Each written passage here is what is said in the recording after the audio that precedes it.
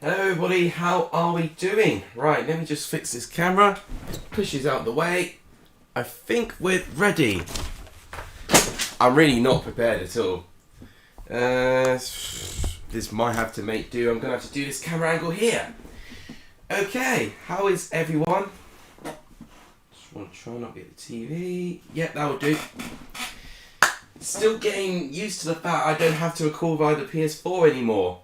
And I assume I've just turned my mic on. It'll be embarrassing if you can't hear me now. I've completely forgotten what game we're doing as well. This is a brilliant start, isn't it? We'll wait for more people to go and then we'll get started. But how has everyone been? And what do you make of this week's championship games? We've got midweek games, so we've not got much of a break. We have got, a lot to go through. And we start with Blackburn and Hull. Forever Rangers says, what do you think of the Reading QPR game? Madness. That's one word if I can describe it. Owen's voicing his disgust with Forest. I do have a reaction on that. I did watch pretty much all of the game. Jack, welcome to the stream. One thing I'd say about that Forest game, it was pretty much destiny for them to hold on and to get the win. What happened in that second half was concerning, that's all I'd say. I'll take a draw against Fulham. You probably would. I know they lost their first game, but beating them this season ain't going to be easy. In fact, I think, this is much better. Look at that. Just hoping that there's not too much light in the way. No, I think that's good. Excuse me.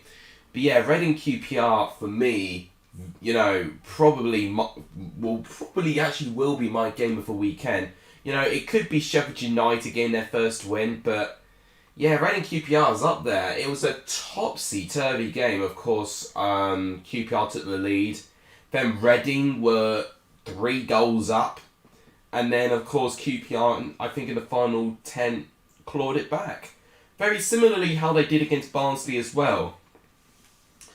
And it just looks like that QPR being a real relentless side, they are not going to be a team that's ever going to lie down and accept a loss. And that's a really good asset for them to have. Reading will feel very disappointed for the fact they literally looked like that they were playing like a completely different team, but still threw it away. Who do you think will be the first 3 managers to be sacked? Good question. I think Houghton could get sacked first, and then maybe, I don't know, if he loses midweek, maybe he'll go. In terms of 2 other managers, I wouldn't say the newly promoted sides are entirely safe at the moment. Hull at the moment, they've not scored in 5 consecutive games, so maybe McCann if Hull don't improve. Although they did get an away point. And I don't even know Darren Ferguson, to be honest, because Darren Ferguson what happens to him? It's like a weasel or something that you just can't get rid of. You get rid of him and then he returns later on in his career. I don't know. I just have a feeling Ferguson will stay on. And then it could be down to maybe Panovic. But at the same time, do you really need to get rid of Panovic right now? All of Reading's performances has not been Panovic's fault for me. And same goes for Rooney at Derby too. Did I see the Italian Grand Prix? I didn't. I didn't have enough time. I was actually doing something when the game was on. But I did hear about it. Was it Ricardo who won, I think? I think Ricardo won. Jack is loving the atmosphere at Birmingham. I mean, when your team does well, the atmosphere, you tend to see an improvement in terms of volume, support. Just in general, when it's a feel-good time for the club, they're going to improve the atmosphere, aren't they? Forest scored around the same time as my favourite Formula 1 driver crashed with Verstappen in the Italian Grand Prix. I did hear there was a crash. I didn't know which 2 drivers it was. It was clear Verstappen was clearly one of them then. Houghton announcement might be tomorrow. I mean, I tell you this. If it is tomorrow, they've got to be very brave on who they bring in at this rate. We conceded less goals, haven't we? Yeah, I think it's official now. I think it was you and Fulham who conceded the less goals with 3, but you keeping a clean sheet and Fulham, of course, losing to Blackpool. I think, I can't believe I'm going to say it, but Birmingham have got the best defence in the league. Wow. Welcome Nicholas Bauer to the stream. The Raw and Deeney came on. Yeah, and that's the thing, you know, that's why I think a signing like that was clever. Not necessarily going to make too much of an impact on the pitch, but just to give something to the fans, just to give them something to excite them. And I felt definitely Birmingham have definitely operated the right way in terms of allowing fans to return, not only to back Lee Bowyer with his project, but the transfers they've gotten as well. They've not only done that, they've probably listened to Bowyer with his transfers, and they've suggested, you know, getting players, you know, the fans will connect to. And Troy Deeney will most definitely connect with the fans. You know, some people may not be thinking, oh, it's just, you know, just a random sentimental signing. But at the same time, it could prove to be a much bigger signing than most people think. This could be a goal here. It is a goal. What a brilliantly worked goal. Blackburn have taken the lead, and it's Adam Armstrong doing Cristiano Ronaldo celebration. So there's a million things wrong with that footage. But yeah, overall, this weekend's been mad. I'm not being pleased in terms of my performance in the prediction league, honestly. I try and average at least 10 points a week. I fell just below that average with the results. You know, could have had a couple of results, but to be honest, I think everyone had a lot of unpredictable results, honestly. So, I think when we saw, you know, the likes of Blackpool beating Fulham, we saw Sheffield United winning the way that they did, it definitely goes to show you cannot necessarily back a team on form. But one thing that did annoy me though was West Brom. They had it in their hands. They had that penalty that they missed, and of course, they couldn't extend their lead. And yeah, if they had got those 2 goals, that would have been another correct score. But you know what? These fine margins make all the difference in the league. Right, so 1-0 between Blackburn and Hull at half-time. Fulham conceded last game, so they conceded 1 more for us, and also pretty much 4,000 at Peterborough. Yeah, definitely agree with that. Wouldn't surprise me if Cole Ryan is sacked by the 15th of October. We may be in the top 10, but we have beaten 3 poor teams, showed no fight. When we've come up against someone with a good fight, we gave up. That's interesting, because I was going to talk about Huddersfield, because honestly, you know, they're a team that I feel they're on the cusp of something really, really special. Of course, they had Stoke, which I felt was going to be one of their biggest tests yet. You know, they had Fulham, which I think was a really good contest, but obviously Fulham blew them away. I think for the fact that Huddersfield, you know, made it a close game against Stoke is encouraging signs. I think Stoke, you know, you would probably associate them being a mid-table team, but I actually think Stoke have made a step up quite significantly. I think we've got to take them a bit more seriously now. But the one downside to this is that with better game management, better tactics, they should have held on to their lead. You know, they had the lead. So it was all going Huddersfield's way until obviously Stoke completed their comeback. I think it was Jacob Brown with the equaliser. I can't remember who scored the winner, but yeah. It was a pretty quick turnaround, and it was end-to-end stuff, which is you know, encouraging, you know, for a neutral fan, but you could argue maybe Huddersfield should have defended their chances better. So I wouldn't say he'll be sacked based on this. I would say if Huddersfield go in a poor run of form, he will be. Because I do think that board do have a lot of expectations with Huddersfield. But as of now, because of that good run of form he's had, if Huddersfield have a good team to play against on paper, then I think they'll be okay. I just think Stoke, right now with their momentum, there will be a tough team to play against. You know, there'll be a tough team to play against this year. Who's ready for the Everton thing in an hour and 10 minutes time? I don't even know what you're talking about, to be honest. It just goes to show how far I'm out of the popular culture. You would take a point against Blackpool and the winner was an own goal by Matthew. Yes, that's right. Yeah, I thought so. I seem to remember my mind Pearson scoring, but then I thought that makes no sense because I'm pretty sure he didn't score for Huddersfield. So, no, that makes a lot more sense now. Thanks everyone for supporting, by the way. I do appreciate it. I hope the audio sounds okay. I'm still trying to think what sort of camera angle should I do. It's annoying because I want it a little bit higher, but if, you know, I gotta have it here because there's a great beaming light above you, so, you know, it won't, you know, the quality of my camera won't look great, wouldn't it? But now you see my bloody bed in the way.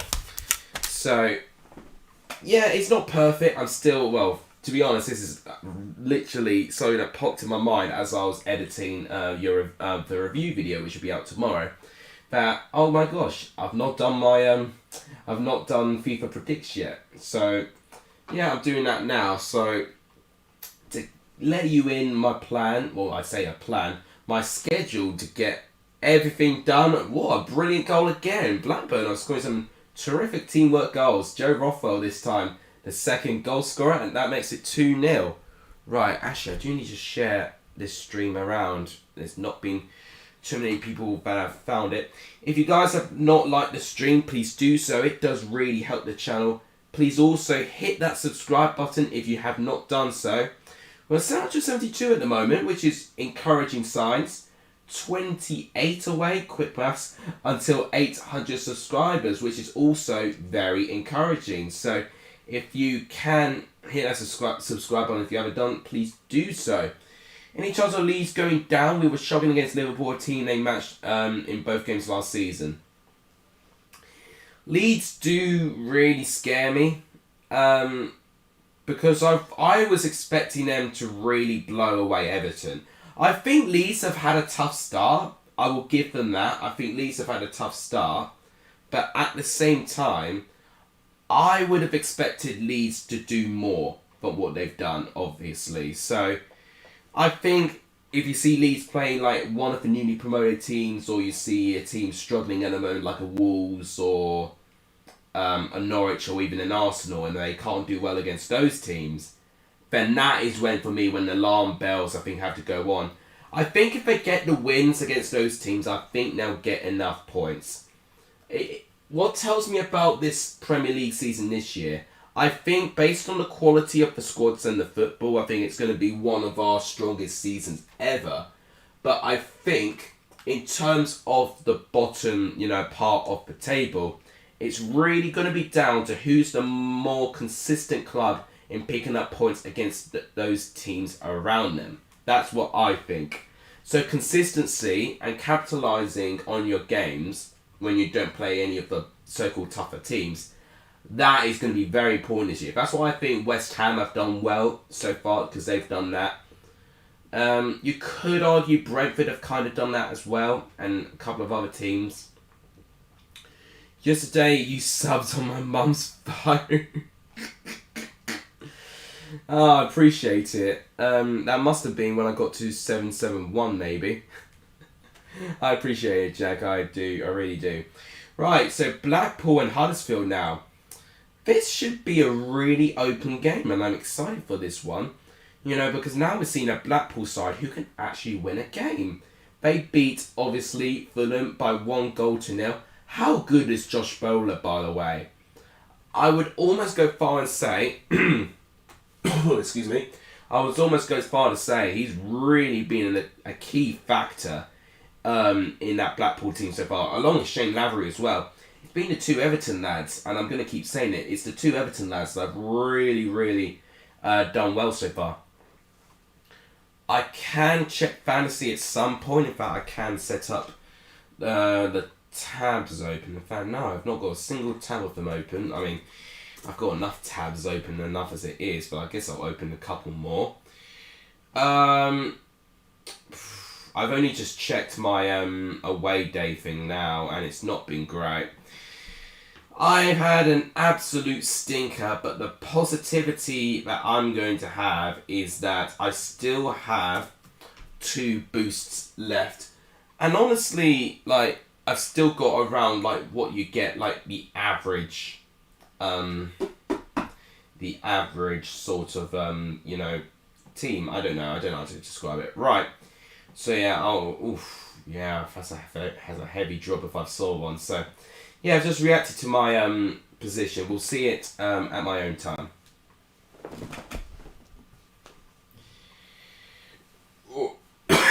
excuse me, I'm still trying to recover from pretty much an illness, like a common cold I've had all week, and it's still not quite gone. So I don't know whether it's my body just shutting down, but I've not felt well for the past, I would go say, just over a week now. Pretty much since I had my birthday party, I've been ill pretty much every single day since. This has been the only day I feel so far which I can definitely go through a sentence without sounding like I'm too ill, although that could be a bit debatable as well. Right. If you've not shared the stream, please do so.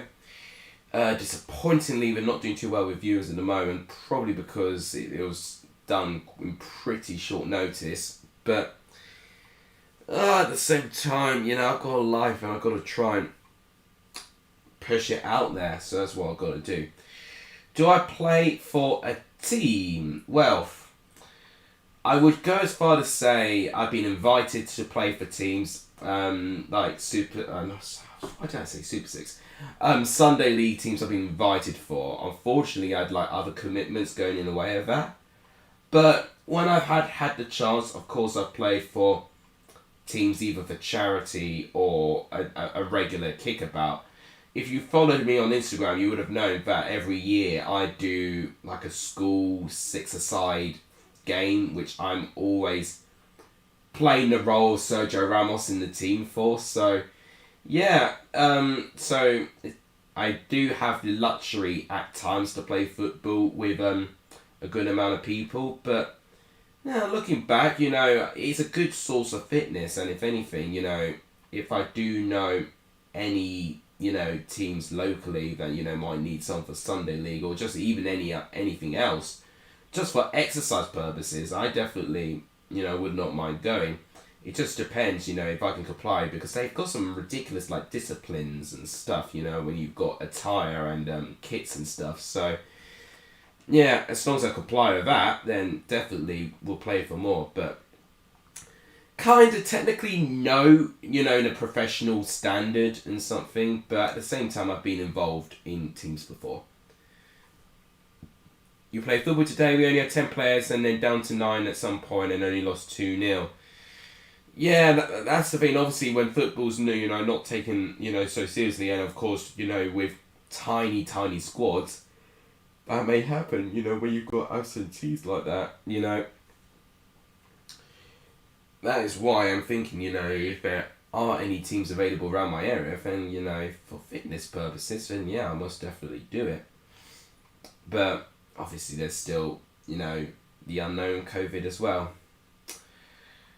Charlie, welcome to the stream. I mean, I'll tell you what, you and Owen could relate at the moment. You're both not feeling too happy with your team's results today. You played today, got around a defender, kicked out Yang, and it wasn't even given a foul, shouldn't have been a red. Yeah. That is the problem, really. Sometimes when you do play these intense games, the quality, of course, is not going to be there, isn't it? Tackles are going to be lethal and anything. Sometimes you've got to be prepared for that. I remember I played a game, and I had my hand stood on when I was in goal. Studs as well, and nothing was given there. Yeah, Charlie's clearly not happy, but what I would say, I was just saying this about Leeds because someone asked, will they go down? I said for this Premier League season, it's probably going to be one of the best footballs in seasons for quality, but I do think it's going to be a bit of a divide because I think the mid-table teams, whilst they were competitive, I think they will form a little bit of a league of their own, but the teams that will survive is the ones who can collect wins against teams around them, which is why I've praised the likes of West Ham who've done that. You can arguably say Southampton have kind of done that. Brentford have kind of done that as well. Jake and Craig, welcome to the stream. You had a game I lost 5-3. Has anyone had a game who has won a game today? So we had Jack who's lost 2-1. Blue Terrier's played, but he's not telling me the result. And Jacob Craig has lost 5-3. It's not easy, but what I will say, I do have a good track record when it comes to football, but I'm lucky enough that I've got a good enough team around me. Obviously, I'm still holding back my football footage until 1,000 subscribers, but just not going to try and give away the role that I play in this team. Will the goal contributions be up? You're going to have to wait and see. That's all I'm going to say on that.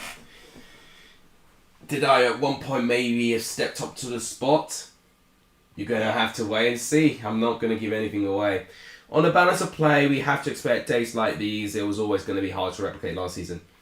That's why I fell, and that's why I did predict Leeds, to finish a little bit lower from what they finished previously. But in the back of my mind, I did think, we all had this security that Sheffield United were going to stay up pretty comfortably in their second season, and they were completely hopeless. Leeds, at the moment, I would dare say their performance against Everton was probably their better one, but they need to collect more points against teams around them. I felt they should have done better against Burnley, personally. And I guess the other teams I played up against were pretty tough teams, to be honest. Obviously, they had Man United already and, of course, just Liverpool. So, quite difficult start. But, against the Burnleys, the Newcastles, the Brentfords, Watfords, Norwiches, Arsenals, you need to collect 3 points against those teams if you want to have a big season. I won a game like 3 weeks ago, 7-3. Well, that's a pretty emphatic win. Portimao is coming to Formula 1 game tomorrow. Can't wait to play tomorrow. Fair enough. If we had subs, we would have won. Oh, that's your game when you had basically half of your squad there. If you can't beat Burnley, you should be ashamed. Thing is, I look at Burnley as a bit of like the equivalent of Cardiff. They are very stubborn the way they play. And if you could score first and just hold on to their attack, then, you can beat them. But obviously, teams are not going to be disciplined enough to do it. Well, disappointingly, this match ended 0-0. One of the most boring games I've seen on FIFA. Let's hope the next game's a little bit better. So next we have, I believe, Bournemouth and Bournemouth at QPR. Oh, that's a game and a half. Wow, this is going to be interesting. So, 2 unbeaten teams going up against each other, obviously. If Connor Cody was a striker, then there must be a voice piece all game. Yeah, I think there definitely needs to be if he was a striker. I would agree with you there. Right, I'm still getting used to not using my PS4 to record my footage, of course. It is absolutely crazy. It really, really is. I'm just going to very, very quickly show you capture and see if this works. Right. So, guys, we're on 772 subscribers at the moment. If we can get that to 775, that would be unbelievable. It would be absolutely appreciative. And I just love you guys. And I think it was Jack who wanted to see my fantasy team. So, there it was. So, right now, it's still unchanged. Obviously, the performance, 67 points. And the way they boost though. So at the same time, I think playing that boost damaged the blow. But why on earth? I mean, Robinson got 1 point because I can't see because his stupid ad is in the way. But I think Carvalho didn't get a single point. I don't know if he wasn't playing or not. But if anything, that's really disappointing. Maybe he should have had someone like Bashamin maybe. Obviously, Barbe conceded 3 goals. But Flint has definitely saved my points, with the away day boost and him keeping that clean sheet in that second half. With my Premier League one, obviously I'm in 11th place now. I've fallen down a couple of places. At the moment, I'm on 49 points. This is my biggest disappointment. I captained Antonio. If I just captained CR7 there, it would have been an entirely different week. I had Fernandes, Kufal, Greenwood, Benrahma, Lukaku. That team on paper shouldn't be an awful team. Obviously, I've still got Digne and Pickford to play, which could, maybe it might push me to 60 points, fingers crossed. But, yeah, very, very disappointingly, it did not work out this week. Okay, let's get back into this game. Who will replace Houghton if he gets sacked? It's hard to say, to be honest. For some reason, I don't know why, but there's like a Gary Monk thing going around in my mind. Even a potential Pulis replacement. I don't know. Forest are going to be careful, basically. It could even be someone of an unknown quantity going in. Reading their QPR 2-2 3 years back, and now 3-3. Yeah, they've done all right in terms of... wow, what a goal. What a brilliant strike that was. I mean, that's Dominic Solanke. And he's a player I do want to try and bring into my fantasy team, because right now Solanke being rather consistent when it goes when there's a goal right in front of him. What a strike that is. Couldn't hit it any better. What is the prediction league? I've not calculated it yet, although I can exclusively tell you who's done the best this game week. So I think only a handful of you actually got 10 points or more. So I would say I got 8 points. The best one, ironically, was Johnny Burrow, who's our leader at the moment. He got 13 points this game week, 3 correct results and 4 correct outcomes. He got the Blackburn-Luton game right, 2-2, which I think might be my prediction of the weekend. George did well as well. He got 12. Joshua Frood got 10. WBA Deku, a new prediction. Wow, another goal. So Solanke, I completely missed it because I didn't watch the footage. But wow, okay. Looks like we've got a game on our hands now. But yeah, the third guy that got 10 points more was WBA Deku, who's a new prediction league member. So yeah, so only 4 people getting over 10 points. I got 8, which is not the worst, but it's not the best either. So yeah, could have been better. John Terry's been linked. Oh my goodness me. That for me would be a similar appointment with Wayne Rooney. The difference is that Wayne Rooney was a Derby player. So transitioning from him as player to manager or player manager made sense. But God, if it was going to be Terry, I would be really scared for him for this job, because it'll be really difficult really for him, to be honest. You had Blackburn and Luton till they decided to ruin it. Yeah, I've had a couple of games where they've ruined it as well. I was 1 goal off for quite a fair few of them. West Brom and Millwall being one as well. Excuse me. Top 10 managers to be sacked are Houghton, Jokanovic, Rooney, Panovic, Critchley, McCann, McAvoy, Bowyer, Corberan, Ferguson, Russell, Martin. I tell you what, Russell Martin actually might be one, but it's down to, if the owners are going to back with his philosophy. Right, that's the half-time whistle, and Bournemouth are winning 2-0. I think the bottom 3 at the moment, if I'm right, is Forest, Peterborough, and Reading, I think. I think that's the current bottom 3. Reading with Forest, if they'd beaten, Cardiff, they would have been only 1 point out. They would have only been 1 point outside, relegation, really. So they would have given themselves a really, really good chance. They still got a chance. You've got to remember, it's only 6 games in. There's still 40 games left, really. So right now, it's definitely not game over, but they got to really, really, pull their socks up. Charlie's wanting Hasselbank to Forest. That would be an interesting signing, but I think actually it could work out. Burton, yeah, he's done well. Oh, what a goal line clearance there. Nicholas Bauer saying QPR for top 6.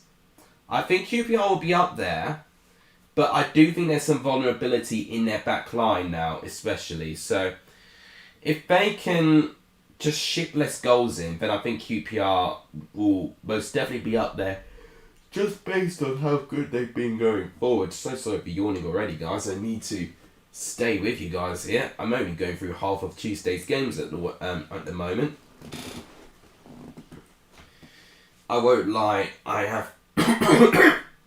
Excuse me.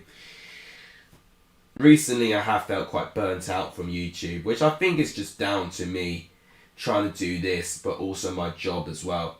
But I'm also in my mind knowing that I've now got university now to deal with as well. It's going to be interesting. That's all I'm going to say. It'll be interesting to try and juggle the three. The schedule could take a really big dip. It really could. But it's just down to everything else, really. But I think it's also down to my well-being as well. Yeah, Lil Nana maybe, but he doesn't inspire me as an appointment, really, to be honest. I know he's been in the championship before with the likes of Bolton Wanderers, but to reiterate, he wouldn't, for me, be an inspiring appointment. I think an experienced championship manager will be the safest option. John Terry will be the biggest risk. Neil Lennon would have just probably go down as an uninspired appointment. I mean, either way, right now, they're sticking with Houghton at the moment. And if they do let him play midweek, you've got to look at that midweek game saying that's a must-win game for Forest. It really, really is. To be in that position of the table, they've got to really, really... they've got to start picking up these points now. Well, now more than ever, really. What they're lucky with is that a lot of teams around them still have not picked up too many points. They were touching distance from Sheffield United, but now Sheffield United got their first win of the season. Now, with a 4-point gap from them, now they look so far away now. Oh, undoubtedly the best option would be Eddie Howe, I agree, Blue Terrier. But would he go to Forest? I don't think so, personally. Unless they've got a huge offer, or they promise something really good to him. But I don't see it. Eddie Howe, for me, would be a good manager to either go to a top tier, team in the championship. Let's say Fulham were to sack Marco Silva. Or he could go into a team, I don't know, down there that have potential, like a Watford, or I don't even know, really. Maybe even a Brentford, but I don't even think Brentford would have the audacity to get rid of Thomas Frank. Right, that is the full-time whistle. Wow, amazing. So, it's ended 2-0 to Bournemouth. What's the next game? I've not even checked. Can't do my alphabet at the moment. Okay, so next game is actually, because of the kickoff time, Sheffield United. And if you saw BENHD's vlog, you would know that is who Preston are playing next. Sheffield United at Bramall Lane. Now that is going to be an atmosphere if I know one.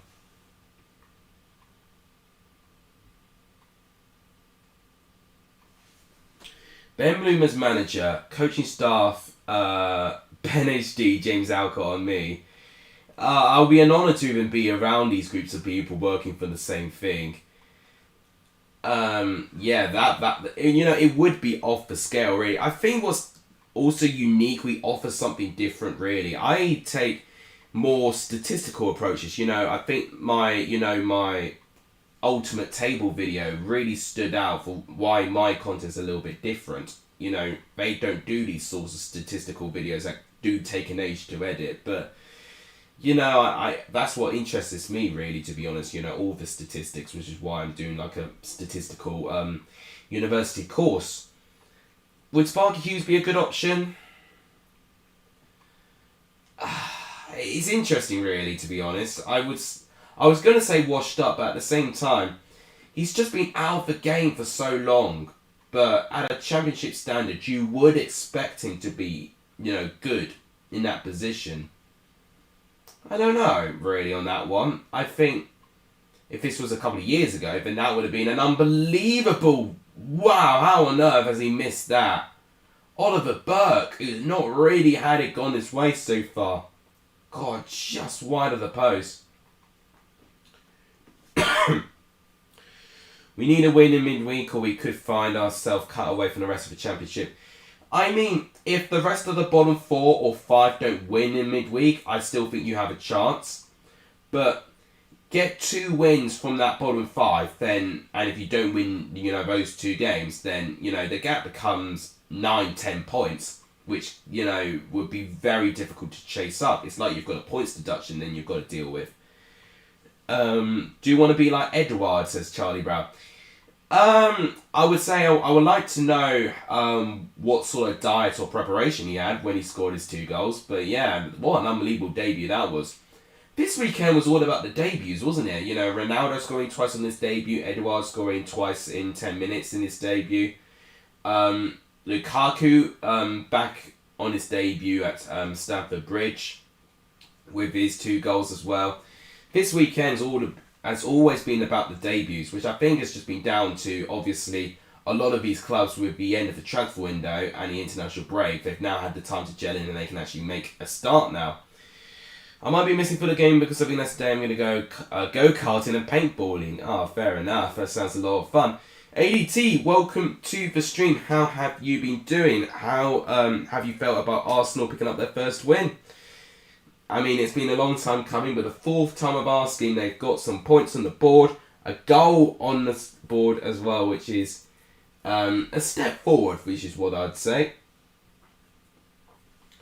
Also, this is only my 2nd stream with me not streaming it via my PS5, so it does feel a lot more accessible, a lot better, a lot, I wouldn't say easier, but I would say a lot more chill. Well, that's the thing, you know. I think what we need to stop. What a goal, by the way, by the goal trip, brilliant. I've seen a lot of this, and I won't call people out on this, but I've seen a lot of the media just try and attack people that have their own way of supporting their club, and say that you're not a fan if you don't do something or go to an event or something. There was a lot of that on my social medias this weekend, and obviously I won't name names and do all of that, but just everyone has their own right. Why can no one accept to do things the way they want to do? It's like whenever you have an opinion, and that's what they will base freedom of speech, whenever you have an opinion, you'll say it, but the thing is, you use your freedom of speech to attack. It's just all negative emotion, just constant attacking, and it's not worth anyone's time, especially for someone who likes football. Look, can you just respect the fact that you both like football? It doesn't have to be in the same way as everyone else likes it. And this is like actual team players are going up against each other, and I tell you what, Sheffield United are going to run away with this now. It's a 2-goal lead they find themselves with now. I can't even tell who the goal scorer was. Well, I think that's John Fleck just about making out from the FIFA 21 facial recognition there. Let's see this goal. Oh, poor defending by Preston there. Jonathan Woodgate to Forest. That's actually not a bad idea, potentially. Leeds' next fixtures are Newcastle away, West Ham home, Watford home, Wolseley. Yeah, they are. I look at these home games, West Ham, Watford, Wolves. West Ham might be tricky, but Watford, Wolves, that's 6 points I should see for Leeds for that. We've been shocking all season, even against Norwich we weren't great. I think the manager is out of his desk, and you didn't like Edu's interview either. It didn't come across well, I would agree with that. I think Arsenal, what's going to be interesting now, can they pick up from that win against Norwich? If Arsenal go back to square one and they start losing games again after their win against Norwich. Now, what will be interesting as well, the Champions League and basically European football is going to start again. So, now Arsenal don't have that European football. Is that week-long rest going to help them? Will it help? Because if that doesn't improve their fitness in their squad, then you've got to have serious questions on the way they're set up. Lecco scored for Charlton. Oh, that's good to see Jonathan Lecco score for Charlton. Have you seen Deeney's boots he wore? I didn't, but probably would have a significant meaning. Get Emma Raducanu in the Forest job. Well, with her being the most popular girl in the UK right now, what a strike! And Preston are back in this. Wow, we're getting plenty of goals in this game. What a strike that was. Well, yeah, A lot of people thinking Houghton will get sacked. Alan Pardew, I don't know if I really want to see him back in the Championship. Once again, it's just like you've got your groups, haven't you? You have a Championship experienced manager, you have a washed up manager who's not done it for a while, or you have an experienced manager, or unexperienced manager, I meant. So that's when you see the likes of John Terry being linked, or Glenn Murray, let's say. You know, it'll be the equivalent of Glenn Murray having the job. Maybe other teams having Europe in midweek could help. Yeah, it could, but that's what we've got to. That's literally the thing I've been waiting for. Now that that is going to be starting this week, if Arsenal cannot take advantage of that, then that's really concerning to me. If they cannot even try at least match the fitness, if not improve on the fitness that these teams are going to have when they already played like one game in midweek. So yeah, next week's going to be an interesting test for me. Get Emma Hayes at Forest. It's going to be difficult to get away from Chelsea women's team, I'll tell you that. Sheffield United scored 6. That came out of nowhere. Yeah, I agree. They only scored once in 5 games before this game. And they scored 6 in this game. So 7 goals has them averaging over 1 goal a game now. Which is quite amazing, to be honest now. I mean, now you've got to look at the amount of goals that Peterborough have conceded.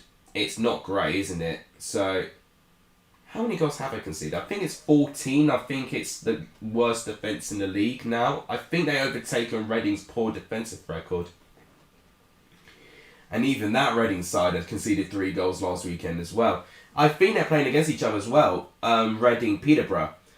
All I'm going to say, if we don't see goals in that game, then I don't know when we will. Blues women lost 1-0 against Spurs today and lost 5-0 against Brighton. Be the first ever female to go marriage for us. It will be the first ever female coach to manage in the EFL.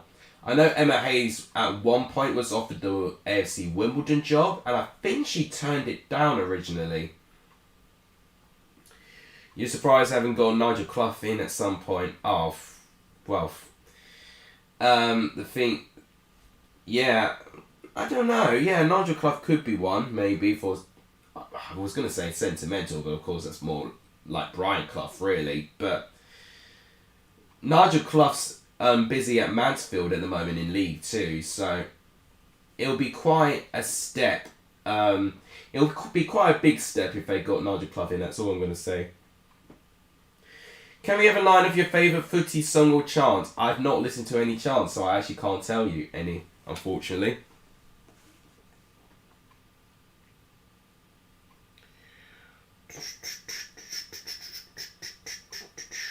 So I've just been checking something here.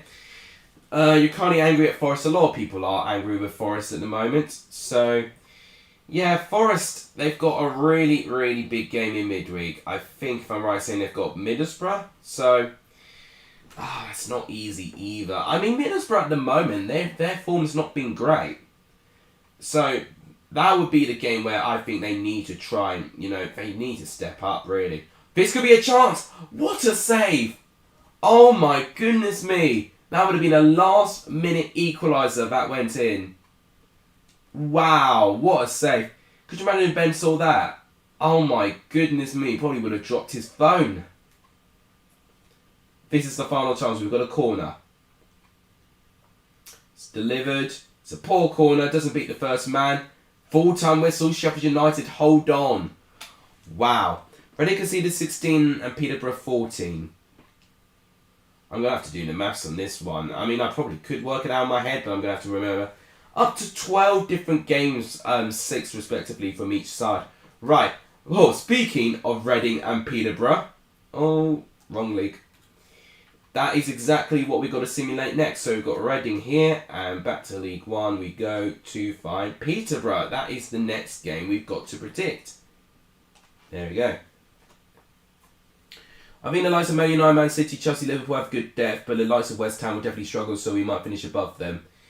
It's down with West Ham with their consistency, honestly.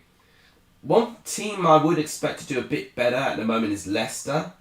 Even when I felt they did have a pretty tough start to the season, I felt they should have done a bit better against Norwich when they did beat them, to be honest. So, but I do expect with the quality they'll be up there. A lot of good teams will be up there. I actually think at the moment, and this could not age well by tomorrow, but Everton for me might just be the team to watch out for. It may not be the prettiest of football. It may not be, one that's easy on the eye. But Benitez is a serial winner, and with a squad, he'll find a way around things. Oh, a fact of the day for you. Jose Mourinho is managing his 1,000th game in charge. And he's currently... Oh! My goodness me, we've got a shock lead here. Peterborough have taken the lead against Reading. Yeah, his Roma side are currently beating Sassuolo in Serie A. Wow, Sammy Smodics as well with the goal. That makes me really happy. One of my favourite players in the Championship. I am going to hold a bit of bias with him being a Colchester, a really good Colchester player. He really, really was. Bit fortunate he came off Cabral's face, but he wouldn't care. It's a brilliant goal for Peterborough. What was I going to say? Yeah, I was going to look at the defensive stats quickly of the Championship. I mean, I know it was the two worst defences. I'm not going to know the exact goals. In fact, I can look at it now. So, yeah, you're right. Reading conceded 16, Peterborough 14. So those 6 goals against Sheffield United actually weren't quite enough for Peterborough to have the worst defence in the league. Not great. I think only Luton are the only other team to concede more than 10 goals, because obviously Luton had that 5-0 thrashing against Birmingham, didn't they? Alex Neil would be a good appointment. Yeah, he would. I agree, he absolutely would. Just depends if he would, want a job in this sort of intensity right now. I think the way he was kind of hounded out at Preston, I think he needs a bit of time off, to be honest. Probably not because... do you think Brighton could challenge for a top half? That's the question. It's interesting because I said this already. It's down to consistency. Brighton have consistently, at the moment this season, have done well. I mean, it's really down to their strikers, really. They are well organised. They really set themselves up really well against Brentford, actually. And the fact they got a clean sheet, they still, had the likes of Trossard to get that goal. They'll be an interesting side to play up against. I don't think they'll go down. And I do think they could have their highest finish. It's just a matter of where they'll finish, really. I know I didn't predict Brighton to do too well, but what I will say, I think this team is growing on me, Brighton, to be fair. Can I just remind Alex, he thought of replacing Swift and Gaffer. I tell you what, the only positive I'll have of this weekend, did I actually have Swift in my team? Yes, I did. I was going to say where most of my points came from. So, yeah, I was this close taking Swift out, but I thought, no, I love him. Chelsea player, of course. They don't let me down. What needed to hope that he turned up, and my goodness, did he turn up. If anything, I wish I captained him, personally. Alfie, welcome to the stream. Do you think Stoke will do well this season? Well, based on what I've seen, based on the fact you've got consistent results, based on the fact that you've got good attacking players, based on the fact you can transition well and you can be versatile, play centrally, play out wide, I think there's every chance Stoke can do well. It's down to consistency now, because we've not seen Stoke have a good start like this ever in their 5 seasons in the Championship. If O'Neill can subject a mentality that Stoke can, stay at that level, then yeah, I have no doubt in my mind, based on what I've seen, Stoke can definitely do well. And I think it's been long overdue. I think Stoke needed a season like this, to be honest. Imagine how many points he got if he was away. I'd have got less than 40 points if I had not had him in my team. Can you check my fantasy? I know I've done bad, says Jack. We'll have time at the end to look at fantasy. Brighton will definitely go round. I think they'll finish 12th. Yeah, I think that seems a reasonable prediction based on what I've seen so far. Obviously not what I predicted of them, but overall, based on the quality, the start they've had, and the players, the results, I think definitely they'll be up there.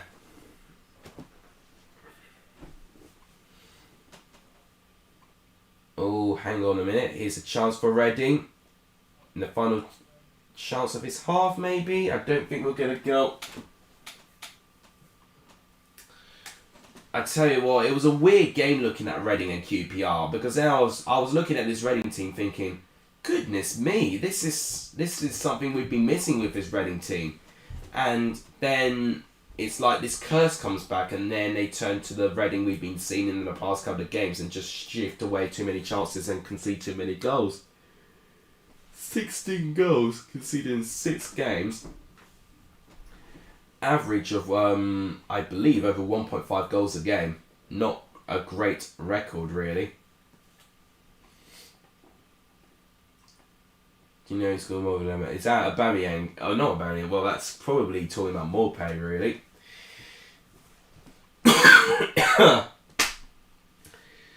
Can't believe I'm still not 100% yet. Come on. It's me telling my body to get a grip. Reading badly miss Elise and Richards. They most definitely miss Elise for that quality, for what he had. Just that ability to run into the box without any fear. I really think, that is one thing I think Reading have lacked. They've lacked that bite. I think they're a lot slower now in their build-up play, which makes it more predictable to play against them. So it is difficult with Reading, really, because I do emphasise on their situation, but maybe in terms of their transfers they should have done a bit more. A lot of their players. I'm so sorry for yawning. A lot of their players were just basically players that were either out of contract, or players just really, approaching, like their later stage of their career. Jack, I couldn't even tell you the amount of times people have looked at me thinking I've had corona. I've been testing most days of the week, and I know I've not got it, but it's irritating because, it needs to go, this cold, before uni's returns. Even in Aubameyang's worst season, he still outscored Morpay. Yeah, I think, did Morpay even get more than 10 goals one season? I think his best scoring season may have been 10, I think. But, yeah, but that's what I've expected with Morpay, He's someone that I think still he's going to try and, find a way to adapt to this league. Obviously in the Championship, getting 20 odd goals is amazing, but up in the Premier League, there's a huge difference. You only got to see, the numbers that Watkins got. Good numbers, but nothing like what he got last year. It's so competitive. That's a fantastic pass. Oh my goodness me. What a miss! Oh my god, that's got to be the miss. That's got to be the miss of this game so far. What's he doing, Jonathan Clark-Harris? That's the League One top goal scorer, and he's missed a one-on-one and has put it high and wide. Not for Brentford, I'm talking about Brighton, Charlie. Brentford, he would have scored at one stage, he probably got 23, I think, if I remember right. Nah, he most definitely scored more than 10 in Brentford. Brentford was his prime.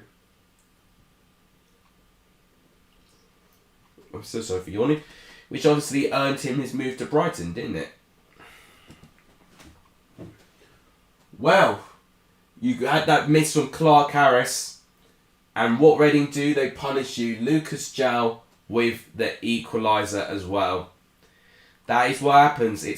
Well, I was not going to say karma because he doesn't deserve it, but it just goes to show you've got to take... what's that defending now? I think that Frankie Kent now. What on earth was that?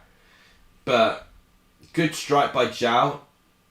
But you think Peterborough should have been 2 up at this time. Justin Clark-Harris missing an awful opportunity.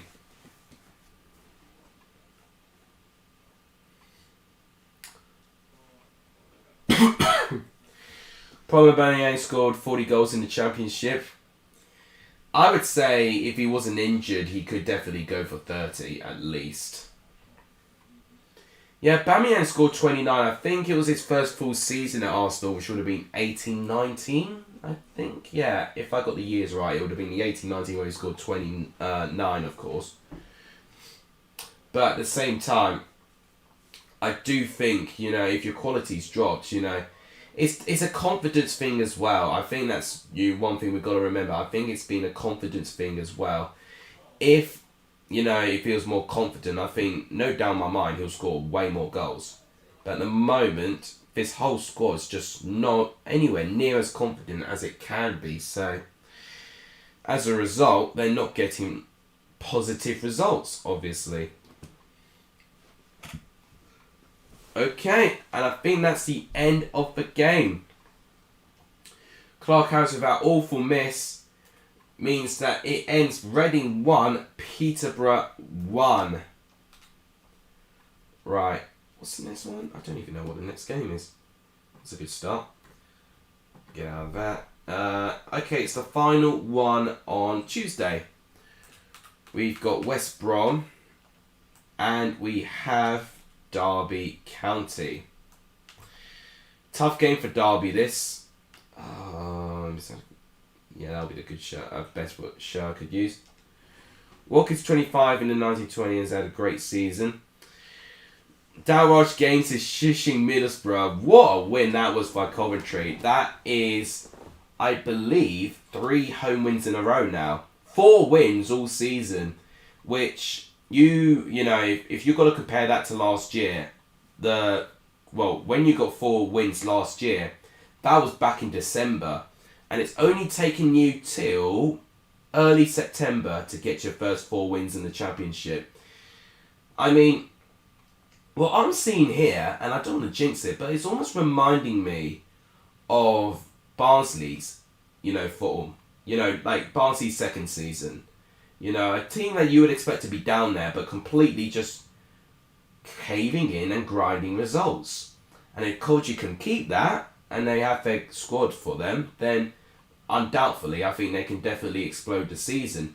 It's good that Gayorkes and Wakon scored. I think, for the fact I did mention both those players in my preview as well, does make me feel a little bit better about myself. Only bad thing about it is I didn't correct the correct result, of course. Bamford 17 Premier goals in one season. Championship definitely not as prolific as expected. I think it's also down to the team. I think the fact that Leeds played the same, and obviously Bamford, had that way of playing, against the offside trap. I think it helped. I think when most teams do go up, they do change their system to be a lot more defensive, and sometimes their strikers don't get any service. And we've got a goal already. It is West Brom taking the lead. Who's the goal? Is it? Yes, Diagno with the goal. Imagine us and Coventry drawing both games. Mate, I think there was the parallels between you and Coventry at some stages this last season was scary. You both had very similar results at a lot of the stage last season, really. So, yeah, sharing the stadium, it's almost like you couldn't get out of each other's shadow. But yeah, that's crazy. Remember Chad scored 20 goals in the Championship and then got 3 in the Premier League, and after that he has improved, I agree, but not scoring 20, and I think that's the point that ADT is trying to make. The numbers you get in the Championship are nowhere near going to be the same as what you get in the Premier League. Especially when you're playing against, when you've got a top team to play in the Championship, it'll be like a Fulham or West Brom. A top team in the Premier League would be a Chelsea, Man United, Man City, where they could probably beat them by 5 or 6-0. It's a huge difference. And it is down to confidence for me. I do think, and I'll link this with Lukaku, the fact he's got his confidence, the fact he got that one goal, he broke his curse of not scoring for Chelsea as long as he did, and now he's got 3 goals to his name. All of that was drive from confidence and desire, that part of it, partial. Part of it is down to confidence. Not all of it, and I would agree with that. Aubameyang's not even near world class. I think Aubameyang could have been there, but I think the think Arsenal, in a way, are almost getting like his leftovers, to be honest. He's saying 10 times better for Morpay. They're just completely different strikers. I can't really compare them, really, to be honest. They're entirely different squads, different expectations, different numbers, of course. You know, they're entirely different. He scored more for Morpay in his worst season ever. That could also be a point. Yeah, you know, Mbappe. You'd wish he'd be Mbappe. Morpay, you know, is not as prolific as he was with Brentford. We can agree on that. But it's sometimes you don't have to be prolific to be a good player. It could just be down to what you offer in your team as well. He could have done so many assists. He could have drawn some penalties. He's done a lot.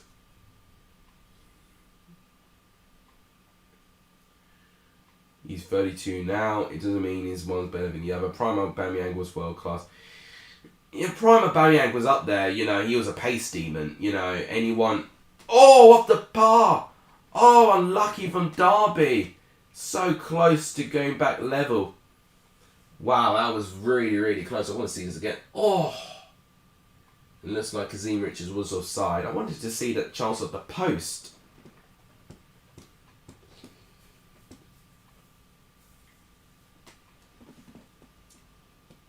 Morpay never had the chance to move to clubs like Arsenal and Dortmund. He had moved clubs. I would agree that he had moved clubs, which is difficult.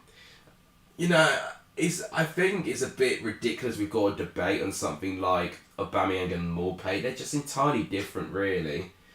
You know, I think what this is that, you know, this is a chance of, you know, trying to have an Arsenal fan go down to earth and saying their squad's not world class anymore. It may have been regarded as on the cusp of world class in the 18-19 season, but obviously, you know, things have not worked out.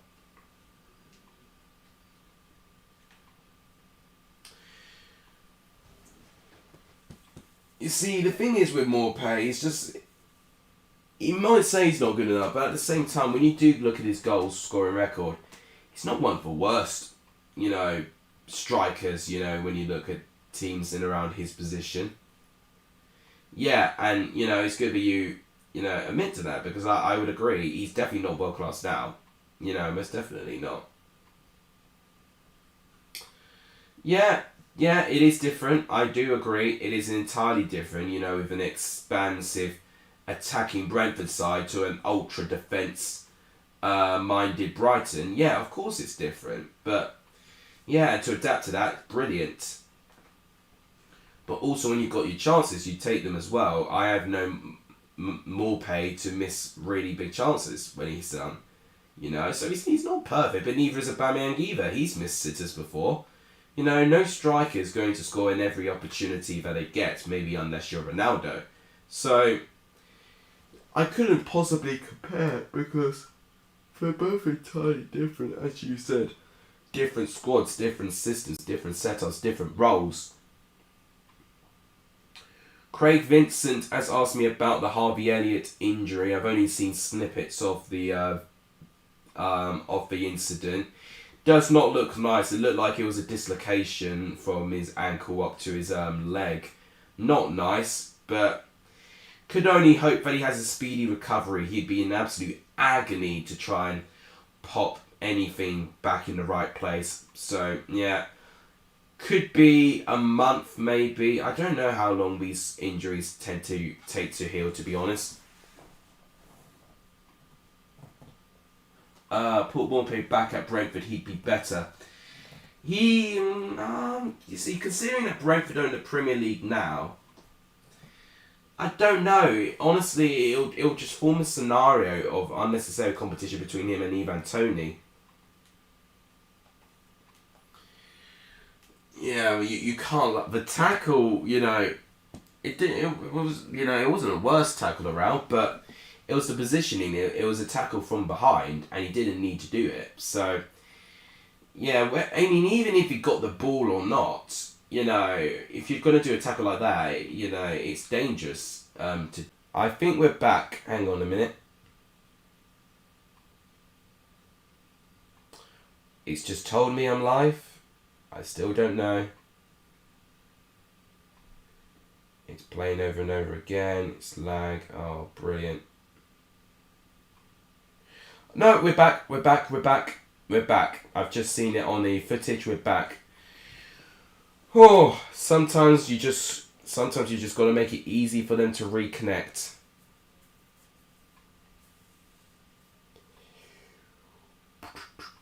God, I think the only bad thing is though, there's more of a delay.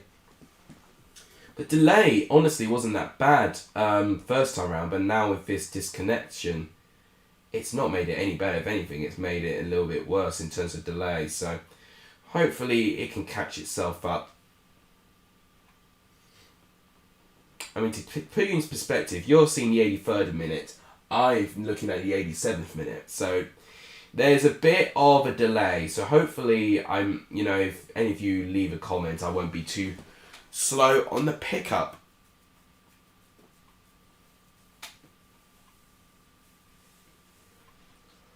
I don't think it's helped that I actually had a couple of drinks before this. If Nice never had bad owners, we'd still be in Europe. Well, you'd had to see on my football fairy tales, Charlie, on how things went wrong. I don't know what's going on today. It's really not.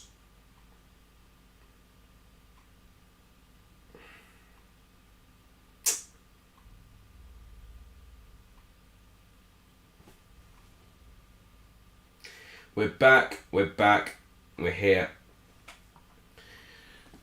I don't know what's going on with the Wi-Fi today. It's never had issues. Never had issues until today. Brilliant. Just what I need. Right. Let's go and talk about these next games. So we've got Birmingham and Fulham. So now we've made it to the Wednesday games. So now we're in a halfway stage. Yes, we are back indeed. How on earth am I still not feeling well at this stage? Just getting the right kit. Is it definitely Birmingham Fulham? Yeah, it is. Okay. Now, I remember this... I think... No, do I? No, I don't remember. I remember this particular game at some stage in 2018 where Fulham needed to beat Fulham... Fulham needed to beat Fulham? No. Fulham needed to beat Birmingham to get promoted to the Premier League, and of course they lost 3-1, I think. I think it was Jukovic who really tore Birmingham apart. I think someone's left a dislike based on the disconnections. I'm sorry, I can't do anything. The dislike has got to go to the router, not me. I can't do anything. But thanks to the 5 of you who are watching, by the way. I do truly appreciate your support. I really do. If you've not hit the subscribe button, please do so. As you can see here, we're on 772 at the moment. If we can get to 775 by this stream, that would be absolutely amazing. That would be fantastically appreciated. Let's click on the right button and we're back here. Hot take, Lukaku would just edge Mo Salah and CR7 to the golden boot. I have a feeling that the golden boot will actually be CR7. If he's not injured, I think he'll be CR7 or Lukaku. I know it could be undermining Salah, but I don't know. I mean, Salah, he'll get at least 1 goal a game, but it's just really down to how many of those numbers and how consistently he does it. ADT thinks Salah will win it. That's not a bad shout based on the start he's had. Let's actually look at the top goal scorers so far. So I'll look at goal stats now. So Antonio and Fernandes are actually both joint top in the moment with 4 goals each. Calvert-Lewin on 3, Greenwood with 3, Lukaku and Salah on 3 goals each, and Cristiano Ronaldo on his debut already with 2. GK banging top right from heading cross shot to doing the bus. Yeah, oh my gosh, I forgot that was the days when Jota played for Birmingham there. You think Salah, Lukaku and CR7 will all score 20 plus goals? Yeah, I think the winner will get 24 goals, I think. And who that winner will be, I couldn't tell you. It's so close. Lukaku, I mean, I don't want to get too overexcited, but Lukaku, what he's shown is that he has shown that physical side to the game, which is one thing we've been missing with our strikers for so long now. Not since Drogba and maybe Diego Costa to an extent. We've had a player who can roughhouse defenders and really bully them off the ball. And now we've got that in Lukaku. I think that's going to really help. How many goals do you think Seema for Stoke will score this season? That is a good question, to be honest. So that's Abdallah Seema, isn't it? Oh, I said no, isn't it? Yeah, you got him on loan from, what do you call it? I've forgotten. Oh, what's the team called? Well, I've just completely ignored the fact that Birmingham have just taken a shock lead against Fulham. So that'll be 2 consecutive defeats for Fulham if this happens. It was Jukovic with a goal. Oh, that defending is poor. Wow. Seema, I think, will get around 5. I think. Oh, it's Slavia Prague, wasn't it? That Stoke got him for. It's down to game time, because if Seema did start for Stoke against Huddersfield, then maybe he could get a couple more. But as of now, maybe 5. So yeah, I've just looked at Stoke squad now. So yeah, Seema didn't start. I think, was Seema even on the bench? No, I don't even think he was on the bench. Well, either way, I think he'll be around, depending on the minutes he plays, he'll be around 5 goals, I think. 8 to 9, says Charlie Brown. Interesting. Seema on loan from, it could be Brighton, but oh no, it is Brighton. No, you're completely right. Yeah, it is Brighton, but he had played for Slavia Prague. That's what I was mentioning. He's another player who's younger than me, and I think it's getting a bit scary now. I would say just the percentage of players who are now younger than me is just increasing every single year now. You think Tyrese Campbell will score over 10? Potentially, and what a fantastic goal this is! Birmingham now have a 2-goal lead, and Jeremy Bella, with the second, scored a quality goal, of course, against Derby, and another quality one against Fulham here. This is quite amazing. So Birmingham, with that, if that result happens, they'll be pushing for 3rd place with that. Campbell, once again, it's down to game time, personally. Because you've got options up there now. Of course, you can have the likes of, obviously, Fletcher. You can have Brown up there. Surridge, of course. You've got options. So it's down to how consistently O'Neill sticks with his squad. That's a quality signing for Stoke. Slavia Prague played us in the Europa League last season, the quarterfinal. I'm pretty sure he scored against Leicester in the Europa League last 32. I don't know if it was exactly Seema, but if so, that is a brilliant signing for Stoke. Definitely getting him in. Powell I think Nick Powell will. I think because of his role, I think Nick Powell, because he's not only a provider, he can be a goal scorer too. I think Nick Powell will get 10 goals. It's just down, if, the rest, will play enough games. Harry Souttar, best centre-back in the Championship, says Alfie. He has done well so far, and in general, Stoke has done really, really well at the back at the moment. And Souttar, I think, has been a player who's been very underrated and quite undervalued. So I'm glad he's now getting the plaudits now. It's ridiculous you've had to wait for Stoke to play well for him to start getting plaudits, but yeah, unfortunately, that's what happens a lot of the time. You've got to be like an exceptional talent to even stand out against a struggling team. You only got to look at John Swift. He'd be an example of that at the moment. I think he'll score 15 provided he doesn't get injuries, and I think that's Campbell you're referring to. That's probably the goals total he was going to score before he had that long-term injury last year. It's just, once again, I'll reiterate, it's really down to what O'Neill thinks his best squad is and how often he'll use him. By the way, please check Matt SB's commentary story video as the Sky views are on the up. I think I may have already seen it, Charlie, to be honest. I think I may have already seen it, obviously, with Matt. Oh my goodness me, that was a good strike. I think I may have already seen it, Charlie. Obviously, with him offering the support he's had on the channel, I think I would have, been silly of me if I've not done the same. He's still not yet seen my ultimate table, though. I think it's still only been BENHD who's seen my table. Bloom could see it. I don't think Alcott will. But maybe SB would likely see it, maybe, if he, he follows me on Instagram. I probably should send it to him. But at the same time,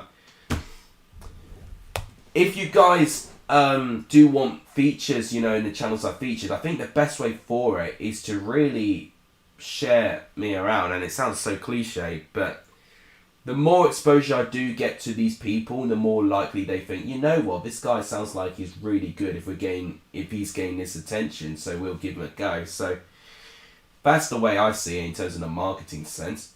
Bella looks so good, and especially when he's playing in a position as an left wing back. Yeah, I've always wanted Bella to play more advanced, and I'm glad for him he's done that. And looks like Fulham have got one back in it in the 69th minute. And is that Lookman with the goal? Or is it Cavallero? FIFA have not done too well in terms of designing their faces, but looks like an assist by Loftus-Cheek.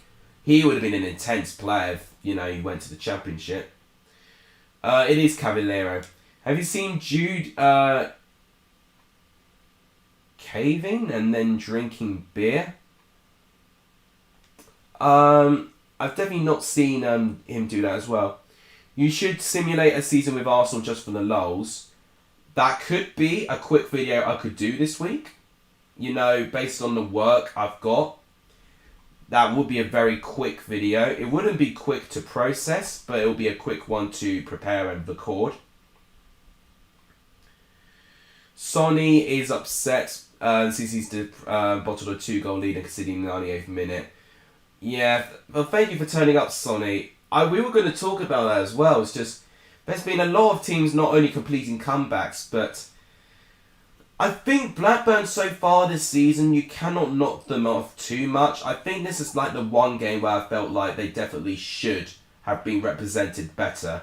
They were comfortable against Luton before they conceded their 2 City goals. Reading conceded their goals late on as well, so it's not just been Blackburn who's done that as well.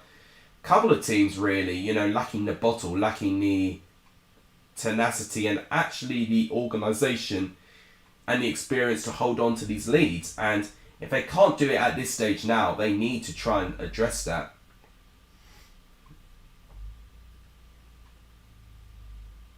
Vrancic played so well against Huddersfield. He's such a class player. His set pieces are immense.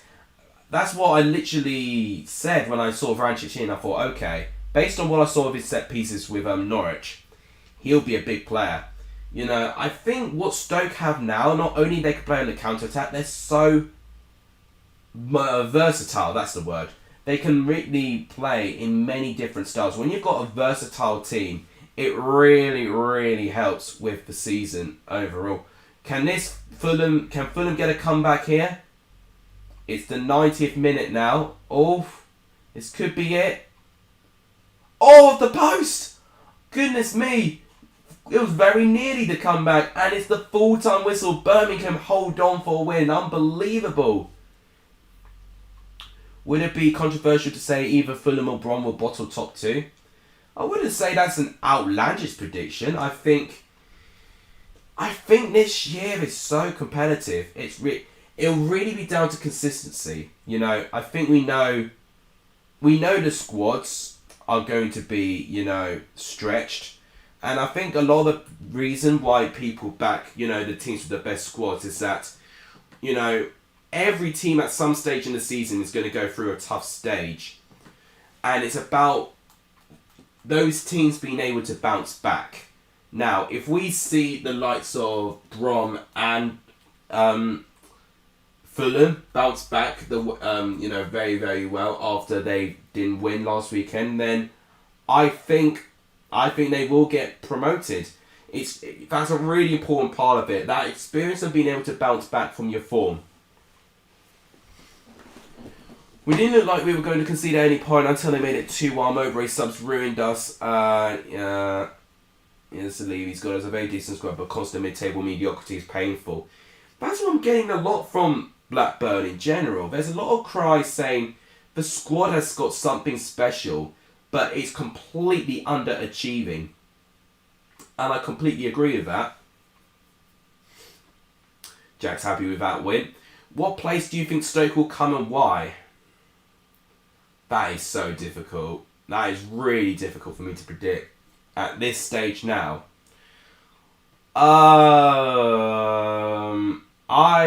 You know what? I say either 6th or 7th, I think Stoke will be. I think they'll be one of those two positions. I see them operating a bit like Reading at the moment, from last year basically. They may go on a difficult patch, but it's really down if they can, find enough games to bounce back and to actually be consistent enough with their wins. This will be O'Neill's first full season at Stoke, wouldn't it? It would be, wouldn't it? Or would it be his second one? No, it would be his first full season. No, I'm pretty sure, yeah. This will be O'Neill's first full season. So, at this point, you would be thinking, right, now's the time where O'Neill needs to step up here. It's weird seeing Jags play in a Derby shirt. Yeah, but I find it weird seeing Sam Baldock in a Derby shirt. A lot of these players, when you wouldn't associate, playing again, they are playing still. Welcome back, Owen. What place and why for Rovers, Alice? Oh, so that's place in the table. I just got news, by the way, on Harvey Elliott. He's going to need ankle surgery based on the injury. Not great, so that would take months. Ankles are really difficult to recover. Not great. Okay. So Blackburn. Oh, what a brilliant bit of teamwork that was. A brilliant goal. It's Jeju, who's not around at Bristol City anymore, but we'll roll with it. Brilliant goal by Bristol City. So, okay, a prediction for Blackburn as of now. I think Blackburn will literally be mid-table. I think they will be. They will be around 12th for me, for what I know. They will be, the squad I actually think might actually play better football than last year. But just under this system with Mowbray, I just think it'll just continuously be mid-table. And I think a lot of the fans don't want to see Blackburn be complacent. If they don't want to be complacent and, they found someone who they can replace him with, then, they probably should find someone who they can replace Mowbray with. They really should. Alfie thinks Stoke will come third. That's a really big shout, but, it could be possible if they're consistent enough. It's really down to their consistency. Say 7th on the idea, they'll be 5th heading into game week 46. Yeah, I think if that's you talking about Stoke, that's literally what I can visualise with Stoke. 7th to 12th for Stoke, says ADT. Thoughts on Doncaster being bottom of League 1? Interesting, so we're going to dive to League 1 now. Obviously, they had their issues when Darren Moore left them, didn't they? And then, obviously, since then, they've just really... I just think their confidence has just completely gone. And when you have a team not full of confidence, it shows. We saw it with Sunderland in the Championship. We've seen it with so many teams. When you don't have that confidence, it's almost impossible unless you have a bit of luck go your way, and then all of a sudden now you go on a high. But Doncaster, a proud club to be one of the League One, is not great. Prediction for Huddersfield. So Huddersfield in midweek, they are playing against Blackpool. In the top of my mind now, I'm either thinking a draw or a Huddersfield win maybe. That is probably going to be my toughest prediction. Because now, maybe I shouldn't undervalue Blackpool now. But can Huddersfield bounce back? We have seen them bounce back like this before. So maybe, maybe a draw, but maybe more or less more likely a Huddersfield win. I'm saying 12 bar higher if Mowbray leaves by January. Okay, yeah, that's interesting, but it's really going to be down if the owners care or give a damn, to be honest. Prediction for Norwich. Is that Norwich in terms of place in the table? Well, they were 20th at the start of the season. I think they'll may stay there, unfortunately. If Delap goes to Stoke, he'll get so many goals. I would probably imagine Delap would only go to Stoke for a loan deal. Since the fact he's signed a long-term contract now at Man City, I think it'll be a little bit unlikely unless there's a big loan fee, or you know he really wants to play his football elsewhere. Imagine Doncaster being in League 2 just doesn't seem right. Although Doncaster were in League 2 not so long ago, people do forget that, but Doncaster were in League 2, I think for a couple of seasons. I need to double check what year it was, but I believe it may have been 2017-18 when they were relegated from League 1. I'm actually going to check this now because I know for a fact they were in League 2. Maybe actually they weren't in for like multiple seasons, but I think it could have just been one season and they bounced straight back up. But I'm going to check now because I'm almost positive in the last 5 years they've been in League 2. So,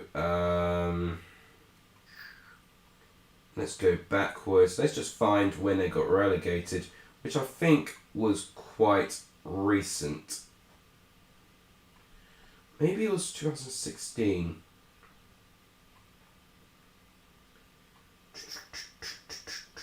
Yes, 2015-16 was when they got relegated. Yeah, they were, I think, actually 21st. Yeah, they were 4 points off safety. You're not going to be able to see it from my phone because I've got it on Wikipedia now. But yes, I remember this season quite vividly because it was the same season when Colchester got relegated from League 1 as well. And since then, Colchester have not gone close to going back to League 1 since. And obviously, Doncaster, I believe, went straight back up. I need to double check that. But to give you an idea how long ago that was, the top goal scorer was Will Grigg in that season. So that would have been a 2016-17 League 2 season. Okay, so I wasn't far off. I was only one season wrong with that. I think Doncaster were promoted automatically, although I do need to... Yeah, they were. So Doncaster only had one season in League 2 when they were relegated in 15-16. Although actually, to be fair, it was only a 3-horse race for the rest of it. I think it was Portsmouth, Plymouth and Doncaster who were promoted automatically. And Blackpool, which I know from, from what I did based on my little bit of research on Blackpool, they got promoted with them by the playoffs. And I think the reason I remember this is because it was in my Luton Town football fairy tales, because Luton Town were in the playoffs for that year. Remember the season they got... Doncaster were League 2 when their stadium was set on fire. Oh my gosh, was it? Mate, that would have been absolutely intense. Remember the season when they got playoffs? Will Grigg for $4 million is possibly one of the worst transfers ever. I mean, where? Because he moved everywhere, really. He was at Wigan. Obviously, that's where we got the Will Grigg's on fire chant. Excuse me. Oh, but when did he move next, Will Grigg? He went to Sunderland, I know. But now he's at... God, where is Will Grigg now? I'm pretty sure he's in League 1 still. Where is he now? I'm pretty sure he's just been going through chasing around clubs, hoping that he can, just get a break.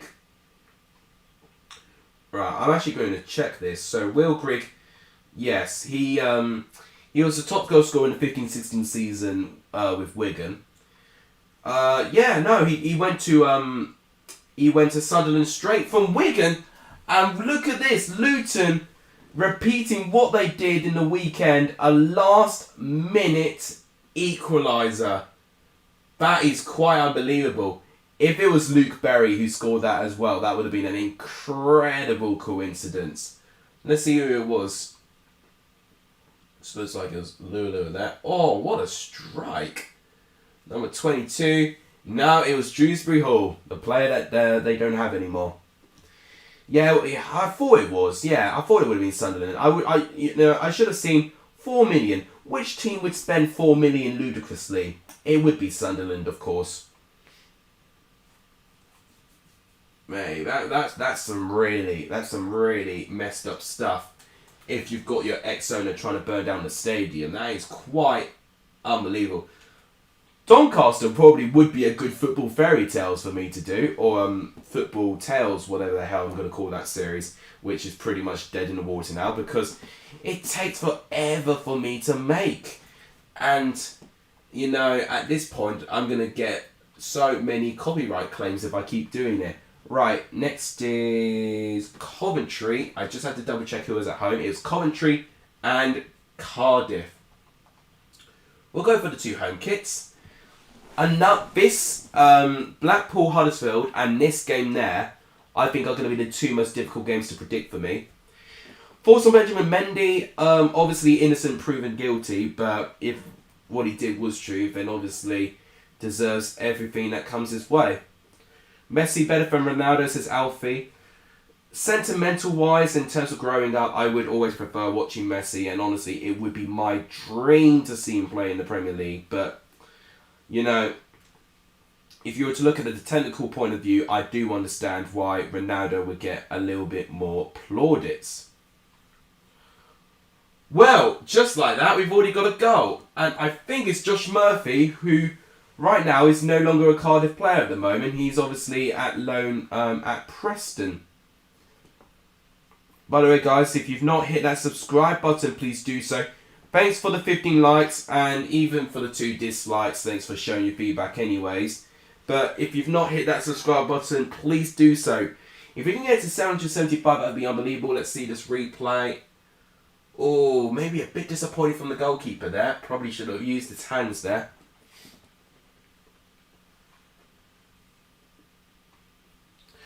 For Sunderland, they technically paid £800,000 for every goal he scored, and for League One club, that's insane. Yeah, that's ridiculous.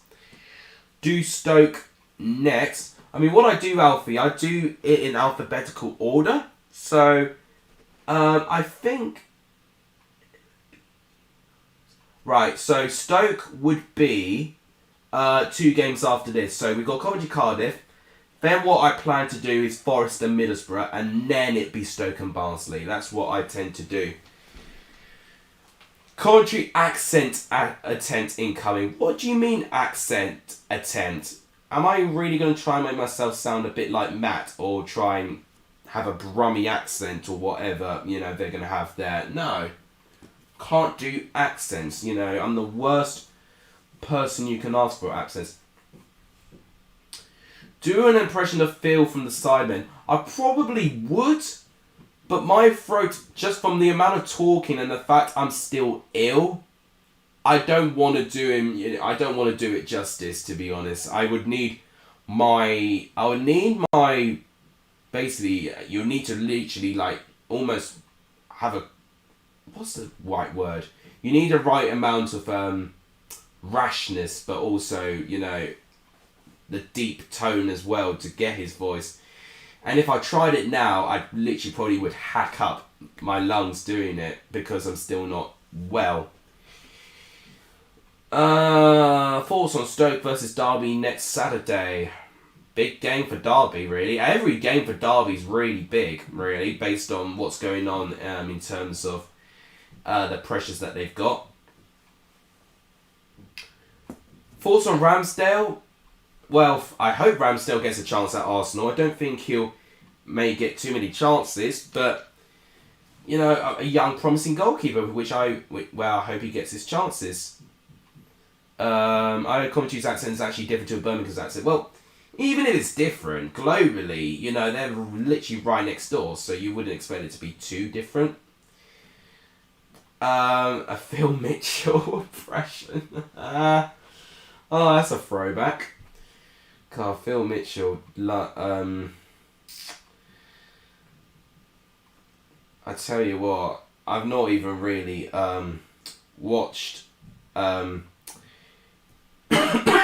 Excuse me. I've not even watched EastEnders for a long time. I would have to think of like one of the older episodes clocked in my memory, but at the same time, yeah, right now my throat's literally in tatters, so that's probably why I wouldn't do impressions. At the same time, I mean, if you needed impressions, I probably would have had more drink down me, and also I might needed to get a sub goal for it. I mean, you guys know what I'm like. For the fact you got me to sing Toxic on stream, for the fact you got me 30 likes on one of my streams, just goes to show the kind of person I am. Who do you think's got the best away fans and worst? Best for me would be a tie between Forest and West Brom, for what I've seen. Worst, for what I've seen. Oh, I mean, I've not been to stadiums, so I can't safely say that I'm doing it based on experience. I'm basing it on attendance and what images I've seen. Two teams that spring to mind, maybe Hull and maybe actually Bournemouth, but I don't think their stadium really helps with that, to be honest. Ramsdale actually started against Norwich, and I think he will start for most of the games this season. Yeah, I was aware of that, which I thought was an interesting decision based on, Neno not starting and all of that, but I hope he's involved more, to be honest. Charlie agrees and says Hull away. You think Arteta prefers him over Neno because his distribution is better? Yeah, I think that's really big in the Premier League, and that's some things I feel some people do need to look into in terms of if they gain players from other leagues. Distribution much more important in the Premier League than it probably would be in Bundesliga for what Leno's probably more used to. What a save, by the way, by Smithies there. If we get 25 likes, will you do an impression of Mark Goldbridge? It'd be funny if I tried it, but I don't think so, personally. If we got... Oh, another big save. If it was a subscriber goal, I probably would be a bit more tempted. I think I do have coronavirus. I think I need to give Josh Coroma a call and just sort this out, because my voice is literally in pain every time I speak. I'm doing my best to hide the pain. I'm just smiling in front of all of you, but deep down inside, everything's on fire, quite literally. What a mistake it was to sell Martinez, I know.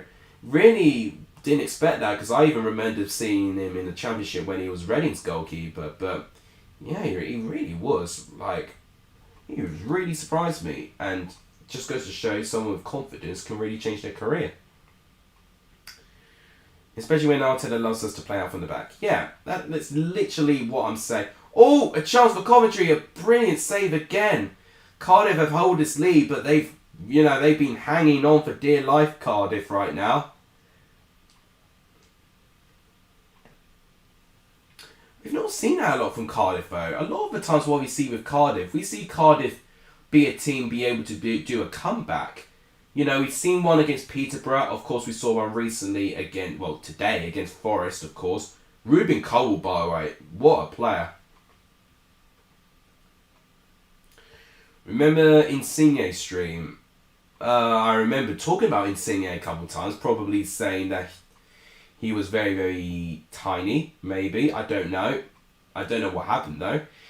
I think Neno's going in either January or this summer. I mean, it'll be a statement if he goes.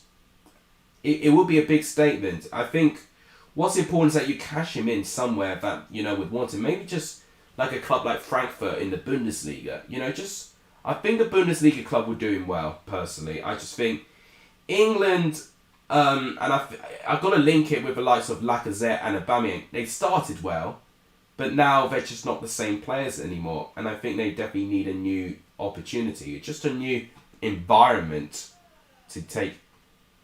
Oh yeah. Oh no, the scream. No, no, no. I do know that. Oh my god. Yeah. My family wasn't too my favorite. Sorry, I was just reading something else. Excuse me. Yeah, my family did not forgive me when I shouted that. They were so traumatized that they searched up who Insigne was. Yeah, it is on my Twitter. Yeah, yeah. I don't know how much attention it's got, but I just thought it was a big moment. It was a really good goal, to be fair. It was justified. Favorite guest on Matt streams? That's difficult to pick. That really is. He's had a couple of newer ones recently, hasn't he? But if you're going for a classic, you know, you probably would say George or Cookie, probably being two of my favourites. I could see him going back to Bayern Leverkusen or Borussia Dortmund. I mean, if Leverkusen definitely need a goalkeeper, then yeah, he would definitely make a return. That was in his peak of his career. Yeah, it was Belgium, Italy. I remember. It was when Italy... I think Italy had already scored, and that was Insigne making it 2-0. It was a big goal. Big goal at the time. Right. Full-time whistle between Coventry and Cardiff. A 1-0 win to Cardiff. Next is... I can't even remember. It's Forest. It's Forest next. They've got Middlesbrough. God, that's a huge game. If Houghton's still somehow in charge, this is the game where Forest need to make their start. It's evident now that time is really running out. Dinner party, invite one player, one coach, one legend. One player.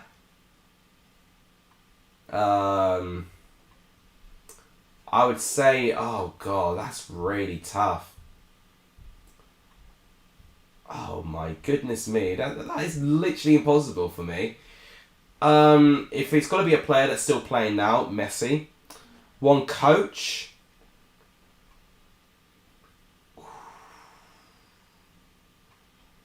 Why not? We'll throw a bit of excitement and get Jose Mourinho. Somehow I feel like he'll be fun.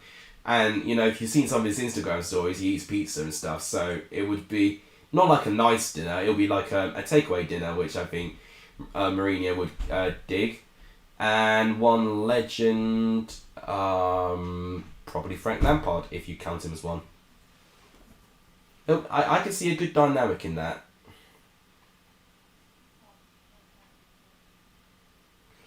Remember watching that game when Insigne scored, people shouting outside my house as well.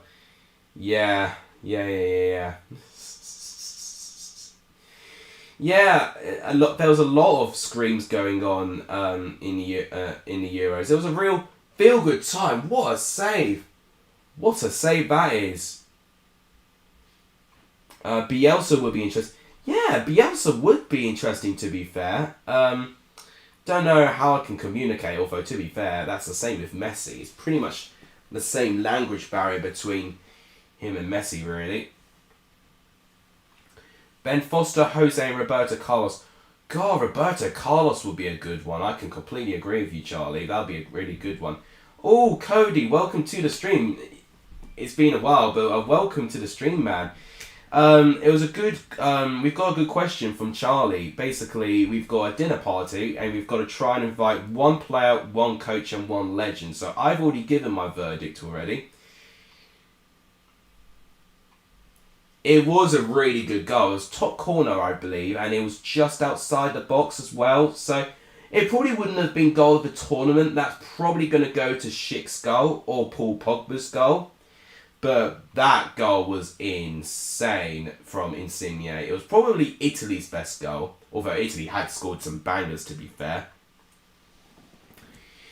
How I've been? I've been okay, thank you, Cody. I hope you've been okay as well. I was alluding to it a little bit in the start of the stream, is that I am definitely getting burnt out a bit doing all of this. but I don't want to pull the plug on, or to really lower the schedule now. Now would be the silliest time for me to do so, for the fact that, within a couple of weeks, I mean, maybe a couple of months more realistically, but we could see this channel on 800 subscribers. And of course, 1,000 being the goal in the end, opportunities from then on would be endless, really. So that is, that's what's going on. But it's going to be an interesting couple of weeks, because university's going back very soon, which I've got to take very seriously this year. Also, I have got, what else did I say I had as well? I had other things as well, and I completely forgot. Oh, my job. Oh, of course. Yeah, just the one thing that I have to do 5 days a week now. Yeah, my job. So obviously there had been a couple of uploads this week that have been a bit late because of my job.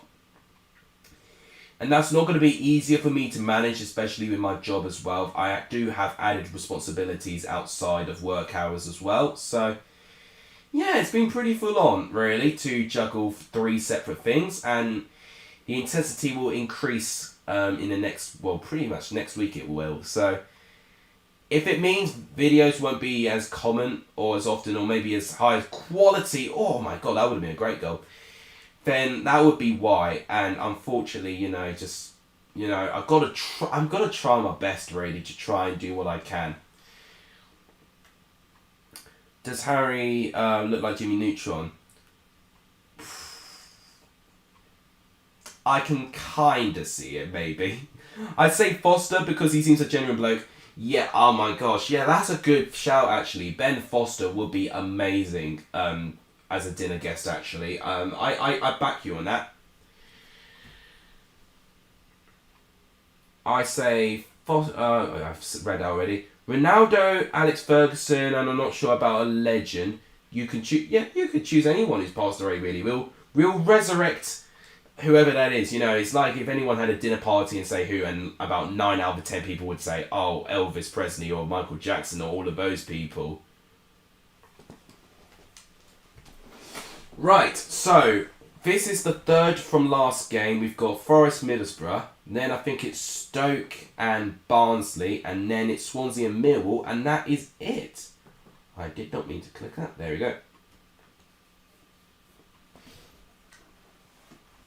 Oh, Roy Keane. Oh, could you imagine if we had Vieira and Roy Keane? That would be amazing. It would be unbelievable if we did. I think sometimes when you've got dinner guests, not only is it really down to the personality, but I think it's just got to be the dynamics as well. Ben Foster's channel's top quality.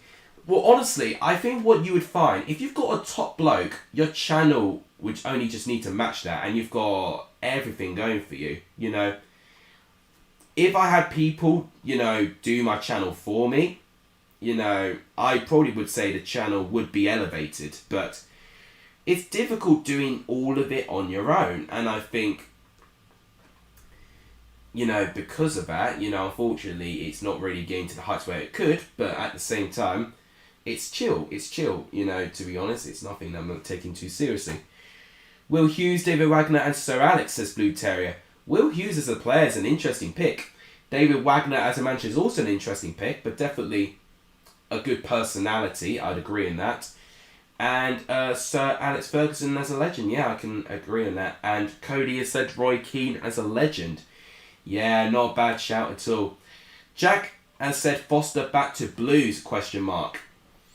I think if he wasn't injured and he wants game time, he would. But at the same time, why would he leave Watford now? Especially that he's, changing in between from captain, with Tom Cleverley right now. Will Hughes always swears in Ben Foster's videos. Well, it really just shows the character he is, really, to be honest. Yeah, and that's kind of a risk as well when you've got, a camera, in your changing room, Unfortunately, a lot of the times, a lot of these players will be caught off guard. Thank you to whoever's just liked the stream, by the way. We're on 16 likes now. If we can get to 20, that'd be terrifically appreciative. If you've not hit that subscribe button, in fact, I was going to change to my subscriber feed, but it looks like we might have a goal. No, it looks like they've defended it well. Yeah, they defended it well. Right. So if you've not hit that subscribe button, this is not what I want you to see. This is what I want you to see. So, excuse me. We're 3 away from 775. So if you've not hit that subscribe button, please do so. It does really, really help. If you can, or if you haven't hit the subscribe button, but you do want it to go up, please share the channel. Share it to people who have not done it, or even make accounts. That will make the number go up. That will be fantastically appreciative. Right. Huddersfield fans must be missing the back of the days. Oh, there's no doubt in my mind that they will be. Man, it's your interview, Messi. What's your first question? Wow. I probably would say football's written, with memories in terms of winning titles and trophies. What has been your favourite? What's been your favourite game as a player? Maybe, it'll probably be something along those lines, and it'll be a bit waffling and all. It would be straight to the point, basically. Yeah, I need to remember that. Yeah, look at fantasy. I'll briefly look at it, really, based with time as well, and plus, I definitely need to go and I can't have an extra night. I was gonna say I'm gonna have a late, early night sleep, but got to make all the graphics for the review video tomorrow. Got to record all the game footage, and I've got to do the prediction league. So there's 3 things I've got to do before I need to go to bed. So I thought I was having an early night, but nah, just remembered I can't. Okay, so next is Stoke against Barnsley. That Arsenal All or Nothing documentary will probably be the most interesting ones. I tell you what, it's like if I was going to be pleasantly entertained seeing All or Nothing with Spurs, Arsenal will be on another level. It will be another level, especially if it continues not to go swimmingly well. A neutral fan would find it naturally entertaining. I need to look at the next couple of Premier League games. I mean, the only game I know happening next week is my game, obviously, where we've got Spurs. So Arsenal have Okay, if Arsenal cannot beat Burnley or get a point against Burnley, then wow. I mean, that would be low to a point that I don't even know that Arsenal can get themselves out of, to be honest. Norwich have Watford. That's a big game for Norwich. That needs to be when they need to win. West Ham United should be a good game too. I've just saw that one. You can only eat 1 starter, 1 main, 1 dessert, and a draw. A documentary will break records. Best player from every club, Premier League, Championship, League 1 and League 2.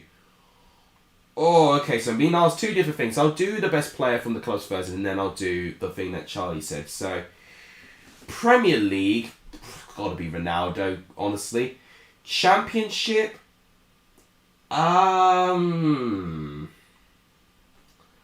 that's a very tough. Right now, based on the quality, it probably would be someone like a John Swift, maybe, to be honest. I didn't even think about it, but probably would be that.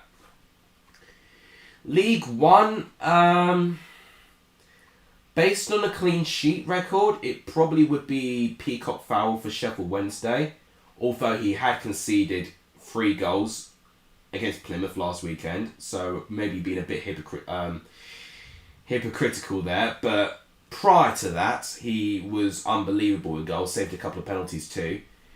And in League 2, I'm going to have to really think in terms. Excuse me, I'm really not. I thought I was going to be better going into this stream, but no, it turns out I'm not getting worse. It's just, I'm just definitely not well. League 2, I mean, I'm probably going to be biased and say a Colchester player, to be honest. I'll say Frank Nouble. And potentially Alan Judge as well, actually. Both, have been servants to Colchester for so long now. So why not? I'll make sure that they get some recognition. Stockton says question mark from Charlie. Is he? Oh, I knew what team he was playing for. He scored. Did he score twice last weekend? I don't know if it's I don't know if he played for Morecambe. I can't remember what team he played for in League One at the moment.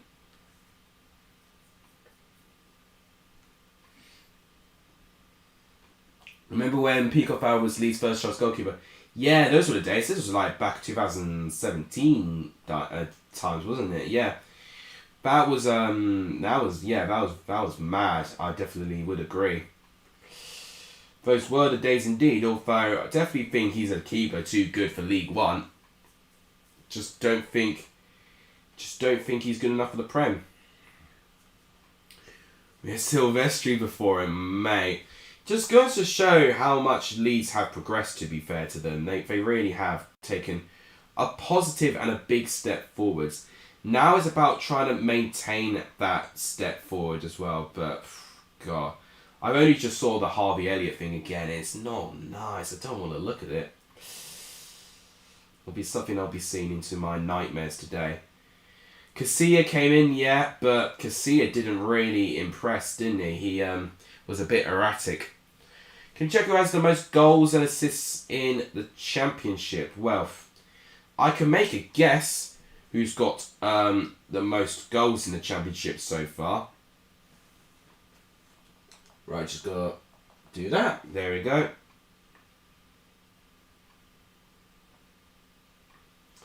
Yeah, I've got a pretty good idea. I'm just gonna see what the stats are at the moment.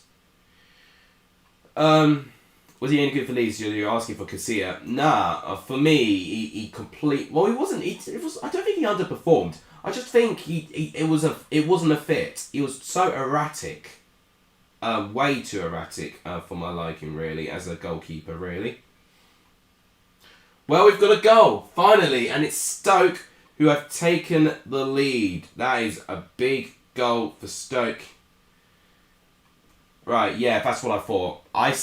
In my mind, based on the hat-trick John Swift had scored last weekend, I thought he was going to be the top goal scorer. And right now, he is the top goal scorer with 6 goals. And we've got a timed second with Vyman, Flint, Mitrovic and Solanke. Good that Harvey Elliott seems fine. I saw his Instagram post. Yeah, that's good. We had Alex McCarthy when he was younger. I don't know what year that would have been. That would have been that would have been years ago. So I'm not just saying Swift as the best championship player just for the fact he just scored a hat-trick. He has consistently scored so many goals so far, which is absolutely terrific. Yeah, Casper, briefly. How about Peacock Farrell? Was he actually good? At one stage, I think, yeah, but I think what I saw from him, his lack of experience cost him for me. It was someone that just, it was like a goalkeeper that fizzed, but it never exploded and he cemented his place, if that made sense. Yeah, exactly. He was quite young. He had flashes of good, but just wasn't consistent enough. As simple as that. Right. I'm just going to see if I can show you what I've still got to do today in terms of my graphics. So I'll show you Capture very, very quickly. I'm going to see if I can change the screen very quickly. I think that's the one I've got. Yeah. So guys, as you can see right here, this is how I make the graphic for the review videos. So I've got the teams there, I've got the score lines here. I've only just started on that. Got to change all of these stats down there. So that's a small exclusive for you guys. And I think, is Excel opened here? It is. So you can see also how I calculate the prediction league. So look at that. Red means 0 points, yellow means 1 point, green means 3 points, and obviously got a couple of images next to it. If I scroll it to the far left, so if you see here, that is the last big table from last week. I've actually got to change that now, so I'll change that to week 6 points here. And then obviously, you know, I've just got to make a couple of changes. I've already noted the points on this column here, and the way I look at it, I note down all the results like this. So, to give you an idea what I'm doing tonight after this game. So you think after a 2-hour stream, it'll be me going to bed straight away, but that is not the case at all. It is literally me finishing that graphic on Publisher first. So that's 12 times I've got to do that. And then it's me calculating the Prediction League table as well. And then it's also recording all the game footage as well for the review video as well. Which that in itself could take about 30 minutes as well. So, yeah, do I work too hard? Maybe I do. But at the same time, I want to try and still get it to the quality that I could get it. Pieface of Fogden. Oh my god, that's impossible.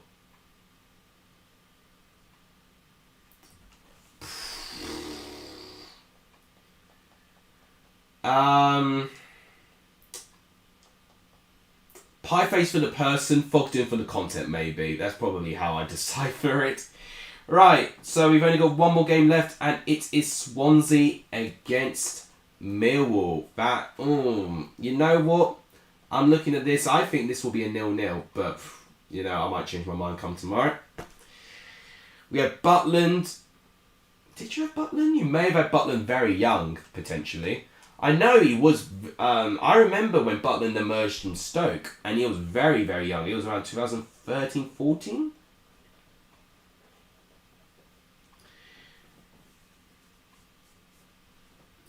I know, right? Yeah.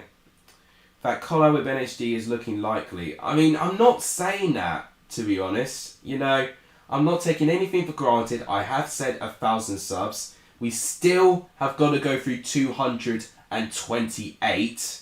That is still a lot to go through. So I'm not taking that to advantage. If it was 28 and not 228, I would be a lot more optimistic and a lot more excited. That's all I will say on that.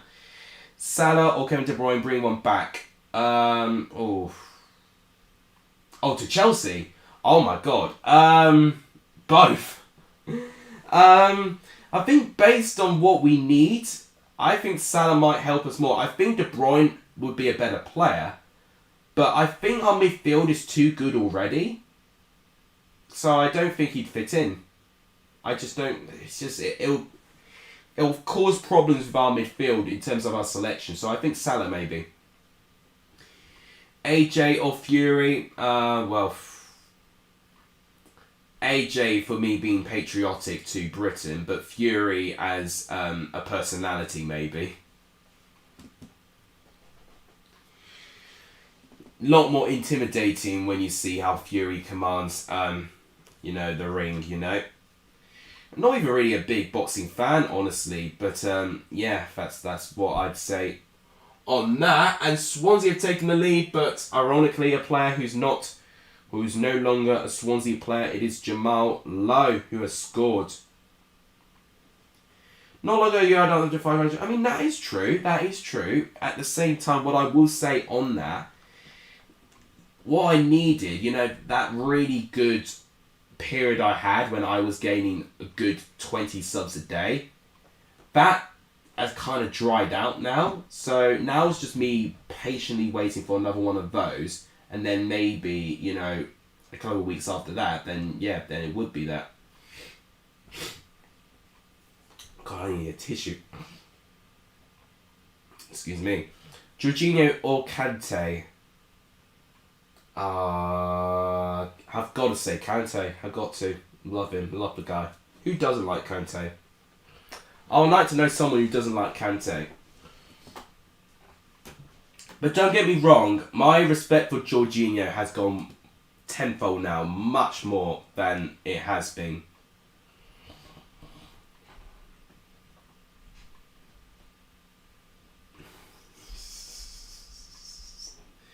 Oh, I love it. Charlie Brown definitely grilling AJ a little bit.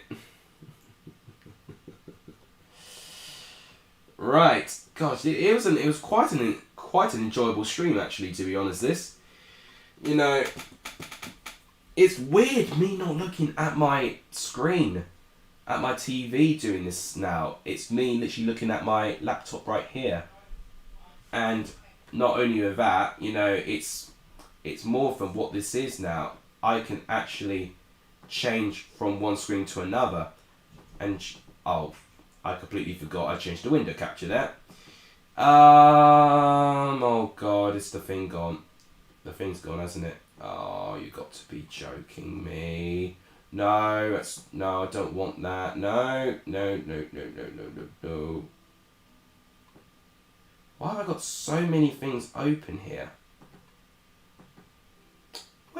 Where's the... I don't know where all of that has gone. I can't go online now. Oh, that is so annoying. The stream was going so well, and now that's just gone. It's so annoying. When we chose Xhaka over Kante in summer 2016, one of the worst decisions ever. I think decisions like that really started to be the turning point of Arsenal in general, to be honest.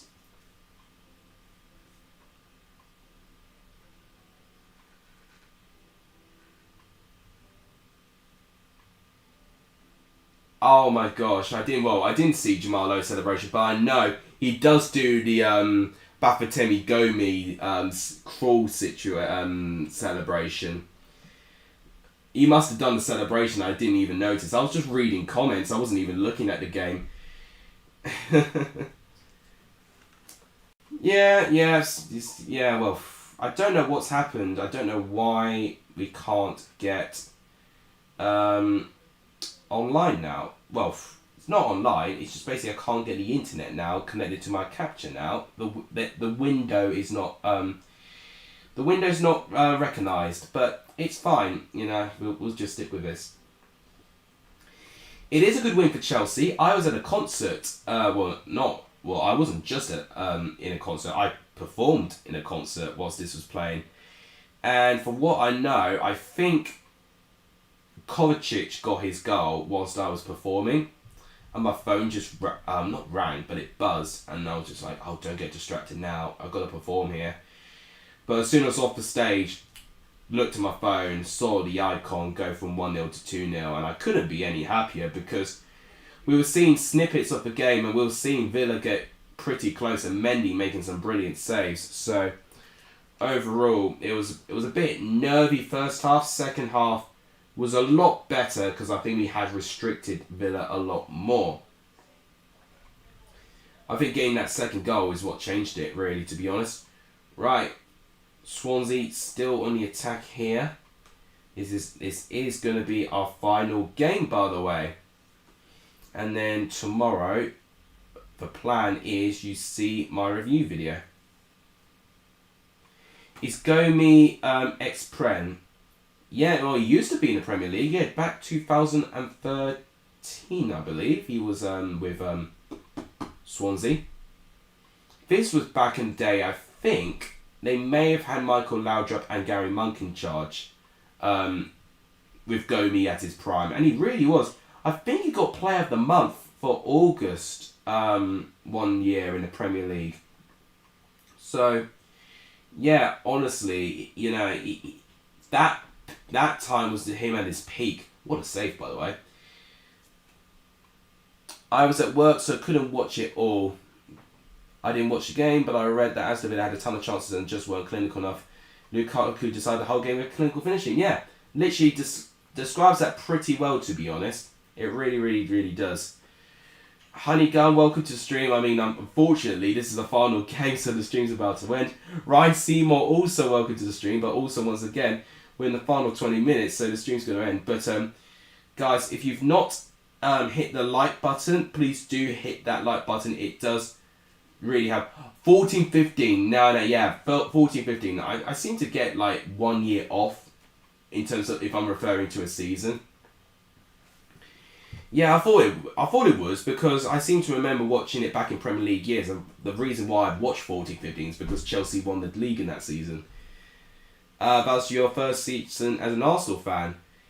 Arsenal, I think, finished. When did they finish? They must have finished third. They definitely got. They definitely finished top 4.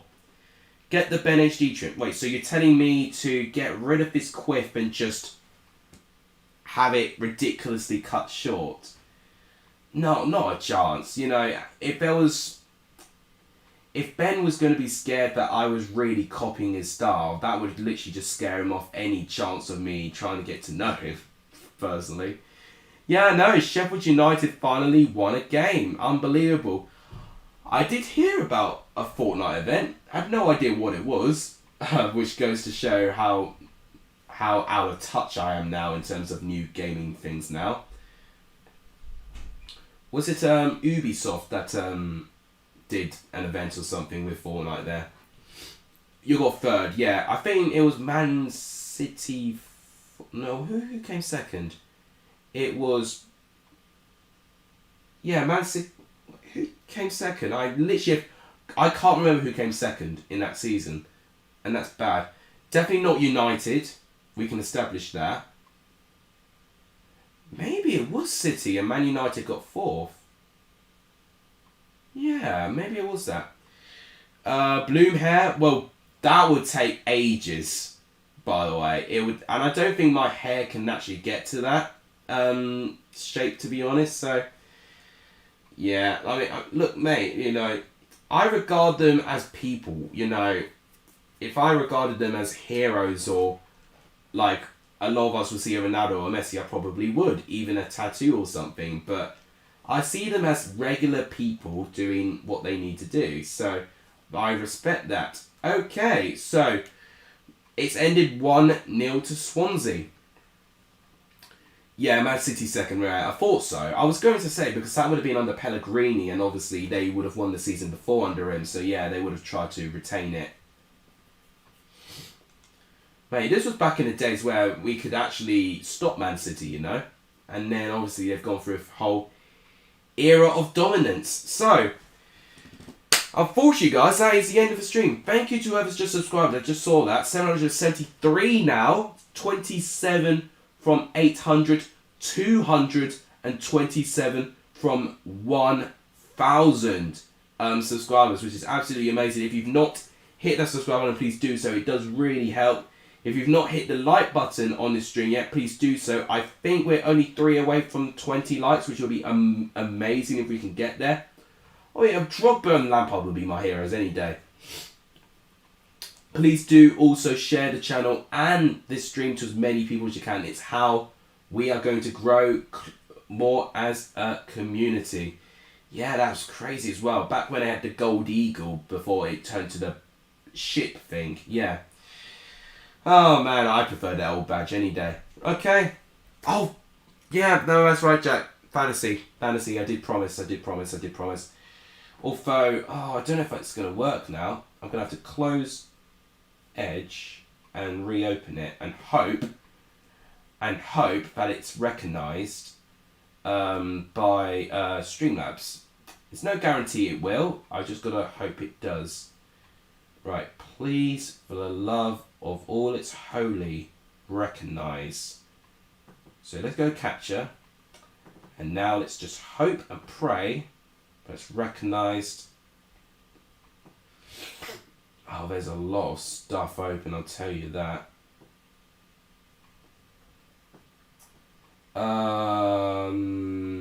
Literally everything else is recognised apart from Edge. Are you serious?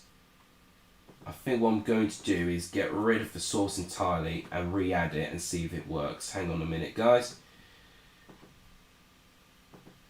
Okay, let's see. There we go. It's fixed. There we go. Just saw the sub count as well. That's amazing. Thank you, guys. Just have to quickly fix that. You can't see my camera now. Should be able to see it now, I think. Yeah, well, don't know why it's behind there. Come on. There you go. That's fixed. Right, fantasy. I did make a promise we'd look at that. So, let's use this time to look at the table, I think. So, I'm third in my league. Looks like Joshua Jones had a 2-point gap from me.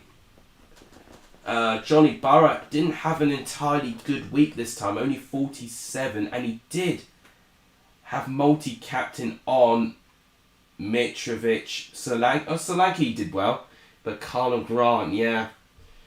I think it's quite risky, and I think one thing I have learned, putting boosts after international breaks is very risky for me. So I'm a 440, 4-4 fecking 2. I actually did better than him somehow. Ivor did very well. Ivor's a new player. He made a load of transfers, 12 points. Lumley, Wallace, Swift. Yeah. Jack, you got 56. To be fair, that's actually not bad really. You're up to 7th now. But now you've used all 3 of your boosts. So you've got Solanke there, Chong's a good one to be fair. Johnston there. Morrison, he had that own goal for Reading. So yeah, there was no chance he was going to get points there, unfortunately. And of course, Dickey, unfortunately, conceded 1 too many goals. I don't think Carvalho started, which I think was a really big surprise. That was my biggest letdown, that Silva didn't play Carvalho. So, yeah, thank you, Jack, for reminding me, by the way. So, there you go. Now I can probably sign off now. If you guys enjoyed it, please give the stream a like. It just tremendously help. Let's try and get to 20 likes if we can. And please subscribe to the channel if you haven't done it. It does really, really help. So we're on, not that, 773 at the moment. If we can get to 775, that'd be amazing. So thank you guys so much for the support. I do appreciate it. And please also share this video and this channel to as many people as you can. It's how we're going to grow as a community. I need to update that subscriber goal, actually. Right. Thank you guys so much for watching. You guys are legendary. It's only in the stream. And as always, I'll see you guys tomorrow. Take care. I can't speak. I'm going to do that again now. Thank you guys so much for watching. You guys are legendary. It's only in the stream. And as always, I'll see you guys very, very soon. And I'll see